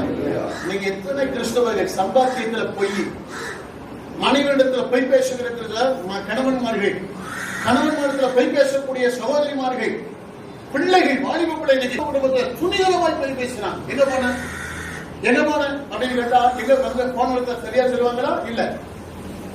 ஆனா வேதத்துக்கு வந்து சின்ன சிறு வயதில் என்னைக்கே இருக்கு மாய்மால வாழ்க்கை வாழ்றதுக்கா, பொய் பேசுகிறதுக்கா, கற்று தெரிந்து கொண்டா செலுத்த பார்க்கலாம். சில வேலை கணவன் அம்மா விட்டு போடாது, அப்பா விட்டு போடாது சொல்லி இருப்பான். உண்மைதான், ஏதோ ஒரு ஆவேசத்துல. கடைசியில் அந்த கணவனுக்கு நீங்க எப்படி நான் நற்குணசாலிகளா இருந்து பதில் சொல்றேன். என்ன தகப்படி தாயை விட்டு ஒரு நாள் என்ன செய்ய முடியாதுங்க, வேதத்தின்படி இது பண்ண முடியாது. கனப்படுத்தணும். நான் கனம் தான் படுத்துறேன். ஆனா அங்கே போனாலும் உங்க கணத்துக்கும் மகிமைக்கும் ஒரு நாள் என்ன செய்ய வைக்க மாட்டேன், குறைவு வைக்க மாட்டேன். சாந்தமும் அமைதலும் உள்ள ஆவியோடு நீங்க என்ன செய்ய பருப்படுத்து பாருங்க, உங்க குடும்ப வாழ்க்கை செழிக்கும். அதை விட்டு நீ செய்கிற நான் செய்கிறேங்கிற போட்டி பொறாமை வந்துட்டுனா அந்த குடும்பம் எப்படி ஆயிரும்னா சாபக்கேடாய் மாறி போயிடும். ஒரு சின்ன சாட்சி பாருங்க. ஒரு அம்மா 4 கோடி ரூபாய் பீரோல சேர்த்து வச்சிருக்கு. ஆனா அதுக்கு குழந்தை இல்ல, எதுவும் கிடையாது. கேரளால ஜன சபையில ஒரு பிரான்சி சபை மறிச்சு போச்சு அந்த அம்மா. கடைசியில் அந்த கணவனோடு சேர்ந்து அந்த பீரோல உடைச்சு என்னதான் வச்சிருந்தது எல்லாம் பாக்குறோம். சொந்தக்காரங்க வந்திருக்காங்க.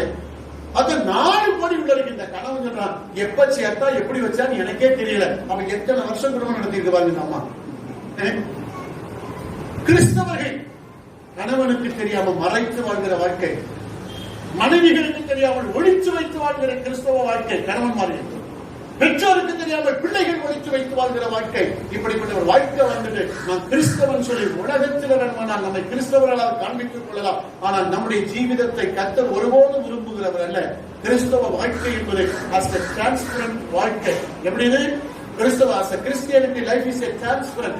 எப்பொழுது யார் கேட்டாலும் அவர்கள் உண்மையான மக்கள். என் சபையிலும் இன்னைக்கு இப்படிப்பட்ட ஊழியர்கள் நடந்து கொண்டிருந்தாலும் 42 சபை இருந்தாலும் எல்லாரும் முன்னாடி கணக்கு நோட்டை தூக்கி போட்டுருவேன். இதுதான் வருமானம், இதுதான் செலவு, இதுதான் நடந்திருக்கு. என் கை சுத்தம், என்னை யாரும் குற்றப்படுத்த முடியாது. இதுவரையிலும் ஆண்டவர் எனக்கு தந்ததான பிள்ளைகள் ஒரு பிள்ளை கூட என்னை கையை விட நீட்டார். எதை நான் மறைத்து வைக்கிறவன் அல்ல. காரணம் என்ன? எனக்குள் இருக்கிற ஒரு உண்மையின் தேவன். ஆகையால் அவரை ஆராதிக்கிற வாழ்க்கை என்னுடைய பிள்ளைகளுக்கு எப்படிப்பட்டதா இருக்கணும்? உண்மையா இருக்கணும். அடுத்த வாசிங்க பார்க்கலாம். நீதிமொழி 15:8. துன்மார்க்கருடைய பலி கர்த்தருக்கு அருவருப்பானது. செம்மையானவர்களின் ஜெபமோ அவருக்கு பிரியம். அடுத்து என்னன்னா ஆங்கிலத்தில் நீங்க வாசிக்கிற ஒழுக்கமாய் நடக்கிறவர்கள் கர்த்தருக்கு பிரியமானவர்கள். கிறிஸ்தவ வாழ்க்கை ஒழுக்கம் நிறைந்த ஒரு வாழ்க்கையா இருக்கணும், ஒழுங்கினமான வாழ்க்கையா இருக்கிறதா நம்மை சொல்லுங்க பார்க்கலாம். அவர் பிரசங்கம் பண்ணி முடிச்சிட்டு பந்தி கொடுக்க ஆரம்பிச்ச உடனே எப்படி ஆண்டவர் சார் 50 பேரா 100 பேரா ஒழுங்கின் தேவன் நீங்க ஒழுக்கம் இல்லை. சபைக்கு ஒரு ஆராதனை வைத்திருக்கிறோமே, ஆராதனைக்கு இந்த நேரம் வச்சிருக்கிறோமே, அந்த நேரத்துக்கு எத்தனை பேர் கரெக்டா வந்தீங்க? எத்தனை பேர் கரெக்டா வந்தீங்க? வேதத்துல சொல்லப்பட சேவிப்பதில் உண்மையாக இருக்கணும். வேதத்துல இருக்குங்க, சேவிப்பதில் விட அவரை சேவிப்பதில் உண்மையா இருக்கணும். ஒரு வேலை ஸ்தலத்துக்கு போறீங்க, 8 மணிக்கு போகக்கூடிய வேலை ஸ்தலத்துக்கு 8:05 போனீங்கன்னா இன்னைக்கு என்ன நடக்கும்? என்ன நடக்கும்? அந்த நாளில் சம்பளம் கிடைக்காது. ஆனா ஆலயத்துக்கு வர்றது நேரம் எப்படி போவோம்? மெதுவா 11 மணிக்கு போவோம், ஆமையை போட்டு வந்துடலாம். அதற்கு செம்மையானவர்களின் ஜபமோ கர்த்தருக்கு தெரியும். கிறிஸ்தவர்கள் அதிகாலையில் எழும்பணும். அமைச்சர் பார்க்கலாம், கிறிஸ்தவர்கள் அதிகாலையில் எழும்ப பழகணும். நான் ரொம்ப சகோதரர்களை நினைச்சு வேதனைப்படுவேன். ஏன் தெரியுமா? வீட்டுல சகோதரர்கள் தான் ஜெபிக்கவே மாட்டார்கள். கர்த்தருக்கு கேட்டா ஒரே வார்த்தை சொல்லுவாங்க, என்ன, நாங்க வேலைக்கு போய் டயர்டா வருகிறோம். கர்த்தருக்கு என்ன டயர்டு? பெரிய வெட்டி முடிக்கிற வேலை. நம்முடைய முற்பிதாக்கள் பார்த்த வேலையை கூட ஒரு தம்பி சொல்றான், பேங்க்ல உட்கார்ந்து சேர்ல உட்கார்ந்து ஏசியில வேலை, அதுவும் சுத்தி சுத்தி வேலை பார்த்ததுல இடுப்பு உடைக்கும். இவனை கொண்டு போய் வயக்காட்டுல நம்பட்டி விட்டு வெட்டத்தில் இருந்தோம்னா என்ன நடந்திருக்கும்? நம்முடைய முற்பிதாக்கள் கேரளால கொச்சு குஞ்சு சன்னியாசி ஒருத்தர் உண்டு. பகலெல்லாம் என்ன செய்வார் தெரியுமா? மண்வெட்டி பிடிச்சு என்ன செய்வார்? வேலை செய்வார். வயக்காட்டுல யார்ட்டையும் கை நீட்டி காசு வாங்க மாட்டார். வேலை செய்த அந்த மனுஷன் அதிகாலை 3 மணிக்கு நெடு முழங்கால 2 கையில வைத்து நிற்பார். அவர்களுக்கு எங்க உடல் சோர்வு வந்தது? கிறிஸ்துவுக்குள் ஒருவன் உண்மையாய் வாழ்க்கை வாழ்வானா அவனுக்கு எந்த சோர்வும் வராதுங்க. அல்லேலூயா, அல்லேலூயா. சோம்பேறித்தனம் அணுகுவதில்லை கிறிஸ்தவர்களை. ஆனா கிறிஸ்தவர்கள் இன்னைக்கு அநேக சோம்பேறிகள் இருக்காங்க. எதற்கு? இன்னைக்கு காலையில் எத்தனை பேர் எழுந்திரிச்சு ஜெபம் பண்ணி சொல்லுங்க பாருங்க. எத்தனை பேர் ஜெபம் பண்ணீங்க? கை வைக்க சொல்லுங்க. எத்தனை பேர் ஜெபம் பண்ணீங்க பாருங்க? 1 2 3 4 5 6 வந்திருக்கிற ஒரு 40 பேர்ல 4 பேர் 5 பேர் தான் ஜெபம். சரி, டெய்லி நான் ஆண்டவருடைய சமூகத்துல 1 மணி நேரம் அவருக்கு கொடுப்பேன்னு சொல்லுவோம். கை வைத்து காட்டுங்க. டெய்லி 1 2 3 4 பாஸ்டர் நம்ம எப்போ விட்டுருவோம்? இவங்களுக்காக நம்ம நிக்கலன்னா நம்ம முடிவே செய்ய முடியாது. பாத்தீங்களா? காரணம் என்ன? டெய்லி 3 வேளை நான் திங்காம இருக்கிறேன்னு சொல்லுங்க. கை வைத்து காட்டுங்க. அது நடந்துடும். காலையில சாப்பிடுவோம், மதியம் சாப்பிடுவோம், ராத்திரி சாப்பிடுவோம். ராத்திரி நடுவிலோட பசிக்கும் சொல்லி அதுக்கும் தலைவலிக்கு பக்கத்துல வாங்கி வச்சதுக்கும் நாட்கள் உண்டு. சரீரத்துக்கு இவ்வளவு கனம் கொடுக்கிறேன். இந்த சரீரத்துக்கு மேலான ஒரு மகிமையை உனக்கு தேவன் தந்திருக்கிறாரு. அவருக்காக நீ என்ன செய்த? சத்தமா சொன்னீங்க. ஒருவேளை 1 மணி நேரம் செபிக்காத ஒரு முகமதியன் அவன் என்ன செய்யக்கூடாது? முகமதியை இடத்திலே இருக்கக்கூடாது. அவனை தூரமா ஒதுக்கி வச்சிருந்தாங்க. தெரியுமா உங்களுக்கு? தென்காசி பட்டணத்துல நான் ட்ரெயின்ல தான் ஒரு தம்பியை பழகினேன். இப்ப எனக்கு நல்ல ஒரு நண்பன். நாங்க சென்னையில இருந்து வந்துட்டோம்னா குறிப்பிட்ட அந்த வேலை வந்தவனை நம்ம வெட்ட போடுறோம். ஆனா அவன் ஒரு துணியை விரிச்சு, அவ்வளவு ஜனங்கள் இருந்தாலும் ஒரு துணியை விரிச்சு அவன் போட ஆரம்பிச்சிடான். காரணம், இது தொழுகைக்கு உண்டான நேரம். என்னத்துக்கு உண்டான நேரம்? தொழுகைக்கு உண்டான நேரம். தம்பி, நீ வேலை ஸ்தலத்தில் இருக்கும்போது வேலை ஸ்தலத்தில் இருந்தாலும் அந்த நேரத்தை நான் என்னுடைய ஆண்டவனுக்கு கொடுப்பேன். நம்ம செய்யறோம். தேசிய கிறிஸ்தவர்கள் பேர் மட்டும் கிறிஸ்தவர்கள் சொல்லிக்கிறோம். ஒரு வேலை கூட ஜெபிக்கிறதுக்கு நேரம் இல்லாம நீ ஓடினா தேவன் எப்படி ஆசீர்வதிப்பார்? வாழ்நாளெல்லாம் வேதத்தையே வாசிக்காத கிறிஸ்தவர்கள் ஒரு முறையான வேதத்தை வாசித்தவங்க உண்டா? ஒரு முறையே நான் வேதத்தை வாசித்திருக்கிறேன். உலக புத்தகத்தை வாசிப்பான். செல்போன்ல இறவுபவன். என்ன தம்பி? ராத்திரி பகல் முகம் தெரியாதவங்களோட சாட்டி. பெத்த தாயை பார்த்து சாப்பிட்டியான கேட்க மாட்டான். எவ்வளோ ஒருத்தி அவகிட்ட உட்காந்து சாப்பிட்டியா செல்லும் இவரு. இப்படியே என் சபையில ஒருத்தர் பாருங்க, செல்போன்ல சாட் பண்ணி 70 வயசு கிழமைய காதல் வச்சிருக்க. சென்னைக்கு வருது அம்மா, கனடாவில இருந்து சென்னைக்கு வருது. வருவதற்கு முன்னாடி இவர்களுக்கு மெசேஜ் பாஸ் பண்ணி சொன்னாங்க, சென்னைக்கு வர என்னை வந்து ஹோட்டல்ல சந்தி. கடைசியில இவன் என்கிட்ட வாரம் ஜெபம் பண்ண, பாஸ்டர் கனடாவில இருந்து நான் ஒரு பொண்ணை லவ் பண்றேன். அப்படியா? பரவாயில்ல, நம்ம சபைக்கு நிறைய காணிக்க ஜெபம் பண்ணி போயிட்டு வா. கடைசியில போய் கதவு தட்டி இருக்கிறான். கட்டினவுடனே அந்த அம்மா கமையும் அப்படின்னு பின்னழகை பார்த்தவுடனே இவருக்கு அப்படி ஒரு சந்தோஷம். என் வருங்கால மனைவி. கடைசியில அந்த அம்மா மேக்கப் போட்டு இருந்த சங்கிலி திரும்பி 70 வயசு கிளவி. கடைசி என்ன நடந்தது? கேஸ் ஆயிடுச்சு. இவன் அவ்வளவு டிரான்சாக்சன் அனுப்பியிருக்கா மெசேஜ். எவ்வளவு கையில வச்சுக்கிட்டு என்ன கல்யாணம் பண்ணி இல்லைன்னா இந்திய பீனல் கோர்ட்ல போய் நான் கேஸ் போட்டு நான் கல்யாணம் பண்ணேன். முகமறியாதவர்களுடைய நட்புறம் எத்தனைக்கு பெற்ற தகப்பனிடத்துல ஒரு வேலை சாப்பிட்டீங்களாப்பா நல்லா இருக்கீங்களான்னு கேட்க வழி இல்ல. எவ்வளவு வகை கணினியில இன்னைக்கு ஆன்லைன் கிளாஸஸ் படிக்கிறாங்க நினைக்கிறீங்க டீச்சர்களா? எங்க வீட்டுல ஒரு பிள்ளை இருக்கு பாப்பா, ஆன்லைன ஓட விட்டுட்டு அந்த இதை மட்டும் மூட் பண்ணிட்டா அந்த அம்மா கத்துற அந்த கத்தையே கேட்காதான் வச்சுட்டு அவ பாட்டுக்கு வேலை பாக்குறாங்க, அவ பாட்டுக்கு பாத்திரம் கழுவுறா. அங்கிட்ட என்னடி அந்த அம்மா காட்டு கழுவ அவ எப்ப பார்த்தாலும் கழுவையாட்ட கத்துவா, அவளுக்கு எந்த வேலை அது வாட்டு கழுவுது. கடைசியில் அதுல பார்த்துட்டு வாட்ஸ்அப் மெசேஜ் பண்றான். பாருங்க எவ்வளவு துணிகரமான வாழ்க்கை. இரவு பகலா பிள்ளைகள் நல்லா இருக்கணுமே நினைச்சு நம்ம செஞ்சோம்னா அது எந்த வழிகளில் போகிறது? அப்போ இதுக்கெல்லாம் நேரம் இருக்கு, டைம் இருக்கு. வாட்ஸ்அப் பாக்குறதுக்கு டைம் இருக்கு, பேஸ்புக் பாக்குறதுக்கு டைம் இருக்கு, ட்விட்டர் பாக்குறதுக்கு டைம் இருக்கு. காலையில் எந்திரிச்ச உடனே எவன் எனக்கு லைக் போட்டுருக்கான், உன் முன்னாடிக்கு நீ தான் லைக் போடணும் தவிர ஊரான லைக் போடுறது. இவன் படுத்த 10 பேரை போட்டு கடைசியில கேட்கவே கேவலமா இருக்கு. பாஸ்டர் என் படத்துக்கு ஏன் நீங்க லைக் போடணும் கேள்வி. எனக்கு பிடிக்கல போடல, பிடிக்கல நீங்க லைக் போடுங்கிறான். என்ன செய்ய உலக நாசமா போகுது. ஆனா ஆண்டவருக்கு 1 மணி நேரம் கொடுக்க எனக்கு என்ன இல்லை, என்ன இல்ல. வீடுகளில் பிள்ளைகளுக்கு செல்போனை வாங்கி கொடுத்த பெற்றோர் பரலோகத்துக்கு வர முடியாது. பிள்ளை படிக்கல படிக்காம இருந்துட்டு போது நாங்க படிக்கலங்க, நான் உண்மையில படிக்கல.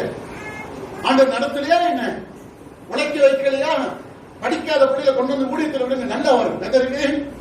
எம்ஐ எம்பெட்டு படிச்சு சம்பாதிச்சு கொண்டு வந்து கொடுத்து அதை வச்சு திரும்ப உலக பிரகாரமா வாழ்ந்து கிடைச்ச நரகத்துக்கு போவதோட படிக்காம இருந்து கத்தருக்காக வேலை செய்யறது நல்லது. ஆமை சொல்லுங்க, ஆமை சொல்லுங்க.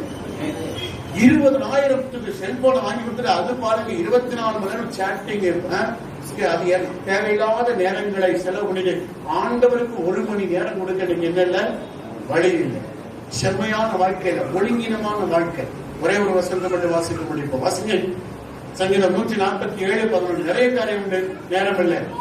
அடுத்த முறை நமக்கு பார்ப்போம். வாசிக்க 147. பயந்து அவருக்கு பயந்து தமது கிருபைக்கு காத்திருக்கிறவர்கள் மேல் கர்த்தர் பிரியமாய் இருக்கிறார். யாருக்கு யார் மேல கர்த்தர் பிரியமா இருக்கிறாரா? அவருக்கு பயப்படுகிறவர்கள். இன்னைக்கு யாருக்கு பயம் இல்லை? யாருக்கு பயம் இல்லை? உலகத்தில் இருக்கக்கூடிய அதிகாரிகளுக்கு பயப்படுகிறோம். ஒருவேளை இந்த பிரபஞ்சத்தினுடைய பொல்லாத தகப்பன்மார்கள் மேல பயம் வைத்திருக்கிறோம். ஆனா எல்லாவற்றுக்கும் மேலாய் நம்மை சிருஷ்டித்தவர் தேவன் இருக்கிறார். அவன் எப்படிப்பட்டவர்? பட்சிக்கின்ற அக்கினியின் தன்மையை உடையவர். எப்படி தன்மை உடையவர்? பட்சிக்கின்ற அக்கினி. இந்த அக்கினியின் தன்மையுடையவருக்கு நாம் பயப்படுகிறோமா? ஆண்டவருடைய மனிதன் ஆபிரகாம் சொல்லுகிறாங்க. எதை பார்த்து? எந்த தேசத்தை பார்த்து சொல்லுகிறான்? நீங்க வீட்டுல போய் வாசித்து பாருங்க. இவ்விடத்துல தேவபயம் இல்லை என்று காண்கிறேன், இல்லை என்று காண்கிறேன். அம்பாசமுத்திரத்துல சிஎஸ்ஐல ஒரு இடத்துல பேச அழைத்திருந்தான். முதல் நாள் அவருடைய பிரசங்கமே இதுதான். இவ்விடத்துல தேவபயம் இல்லை என்று நான் காண்கிறேன். பிரசங்கம் பண்ணி முடிச்சோன்னு கூட்டம் எழுதி வந்தாங்க. எப்படி என்ன பார்த்து பேசணும்? வசனம் பேசப்பட்டது.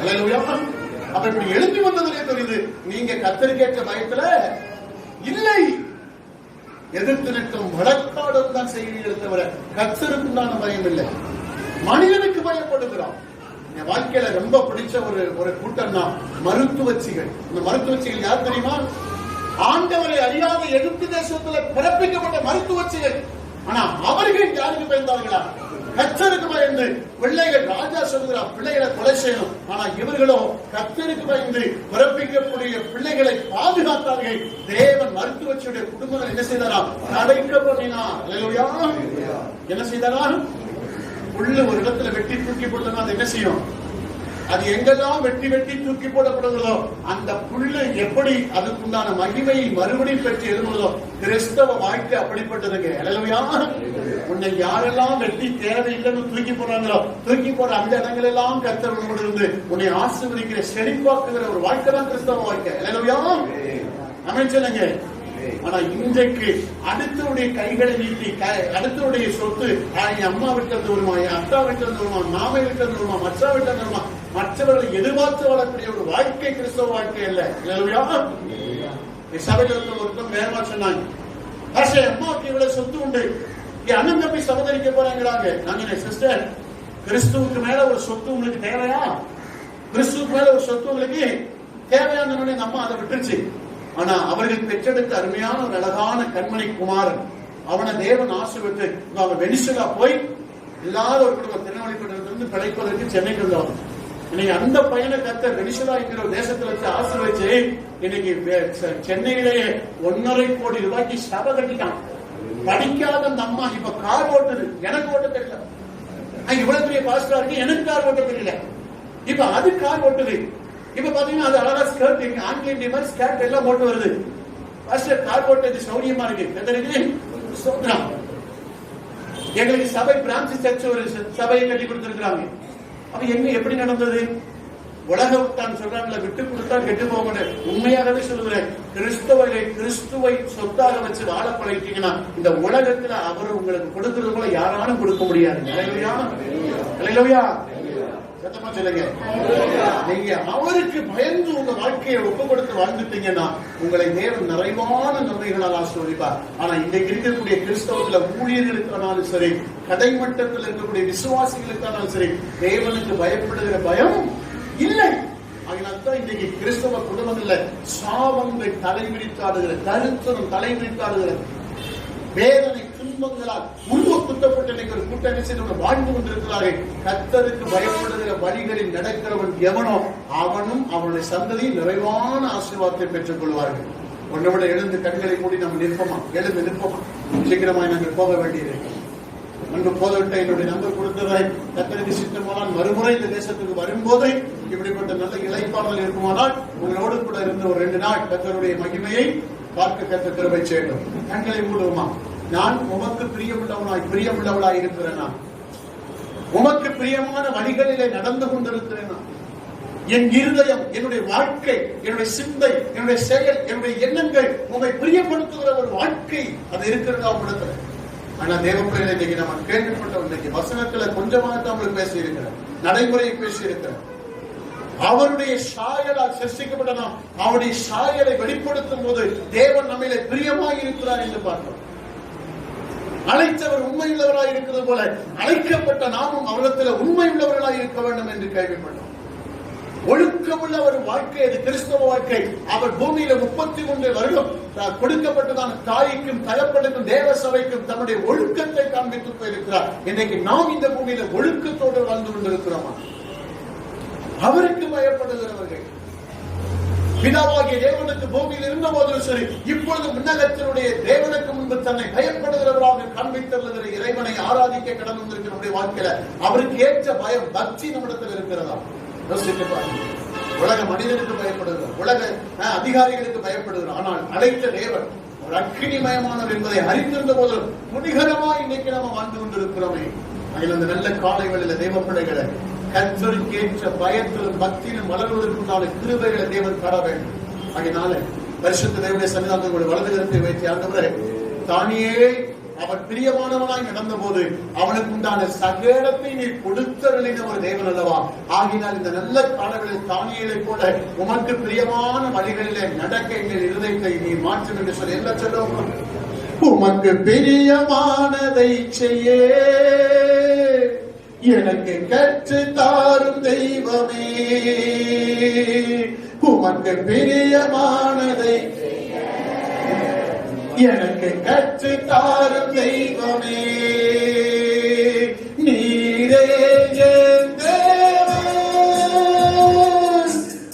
நல்ல பரிசுத்த ஆவியானவர் செம்மையான வழியிலே நடத்த வேண்டுமே, செம்மையான வழியிலே நடத்த வேண்டுமே. தங்கமே அக்கினி ஸ்தம்பமே தேற்றும் தெய்வமே, துணையாளரே மேக சாமமே, அக்கினி ஸ்தம்பமே தேற்றும் தெய்வமே, துணையாளரே உம்மை நோக்கி என் கை சொல்லுவோம், உயர்த்தி உயர்த்தி மகிழ்கிறேனையா, உம்மை நோக்கி என் கைகள் உயர்த்தி ஐயா, நீரே உம் நல்ல பரிசுத்த ஆவியானவர் செம்மையான வழியிலே நடக்க வேண்டுமே, செம்மையான வழியிலே நடக்க வேண்டுமே. கரங்களை தட்டி நாம் கர்த்தருக்கு மகிமை செலுத்துவோம். நன்றாய் உற்சாகமாய் கரங்களை தட்டி பரிசுத்த தேவனுடைய வழிகளிலே பிரியமாய் நடக்கும்போது அவர் தமது மகிமையினாலும் பிரசனத்தினாலும் கனத்தினாலும் வல்லமையினாலும் ஆசீர்வாதங்களினால் நம்மை நிரப்புகிறவர் சொல்வார்கள் தேவன். அன்பின் பரலோக பிதாவே, இந்த காலை வேளையிலே எழுந்து நிற்கிற தேவ சன்னிதானத்தில் நின்று உம்முடைய முகத்தை பார்க்கிற உம்முடைய பிள்ளைகளில் ஒருவராகிய உமக்கு ஏற்ற வழிகளில் நடவாதபடி ஆண்டவரே வழிகளிலே சிக்கிக் கொண்டு இந்த உலகத்தின் அனுத்தியமான பாவ சந்தோஷங்கள் அமைந்து போய்விடாதபடி உமக்கு ஏற்ற வழிகளில் நடந்து பரிசுத்த பிரசனத்தில் நின்று உடைய மகிமையின் ஆசீர்வாதத்தை பெற்றுக்கொள்ள கடந்து வந்த ஒவ்வொருவருக்கும் கிருபை இரக்கம் பாராட்டுவீராக. ஆசீர்வதித்து பிள்ளைகளை நடத்தும் இயேசுவின் நாமத்தில் வேண்டுகிறோம் பிதாவே. ஆமென். கரங்களை தட்டி நாம்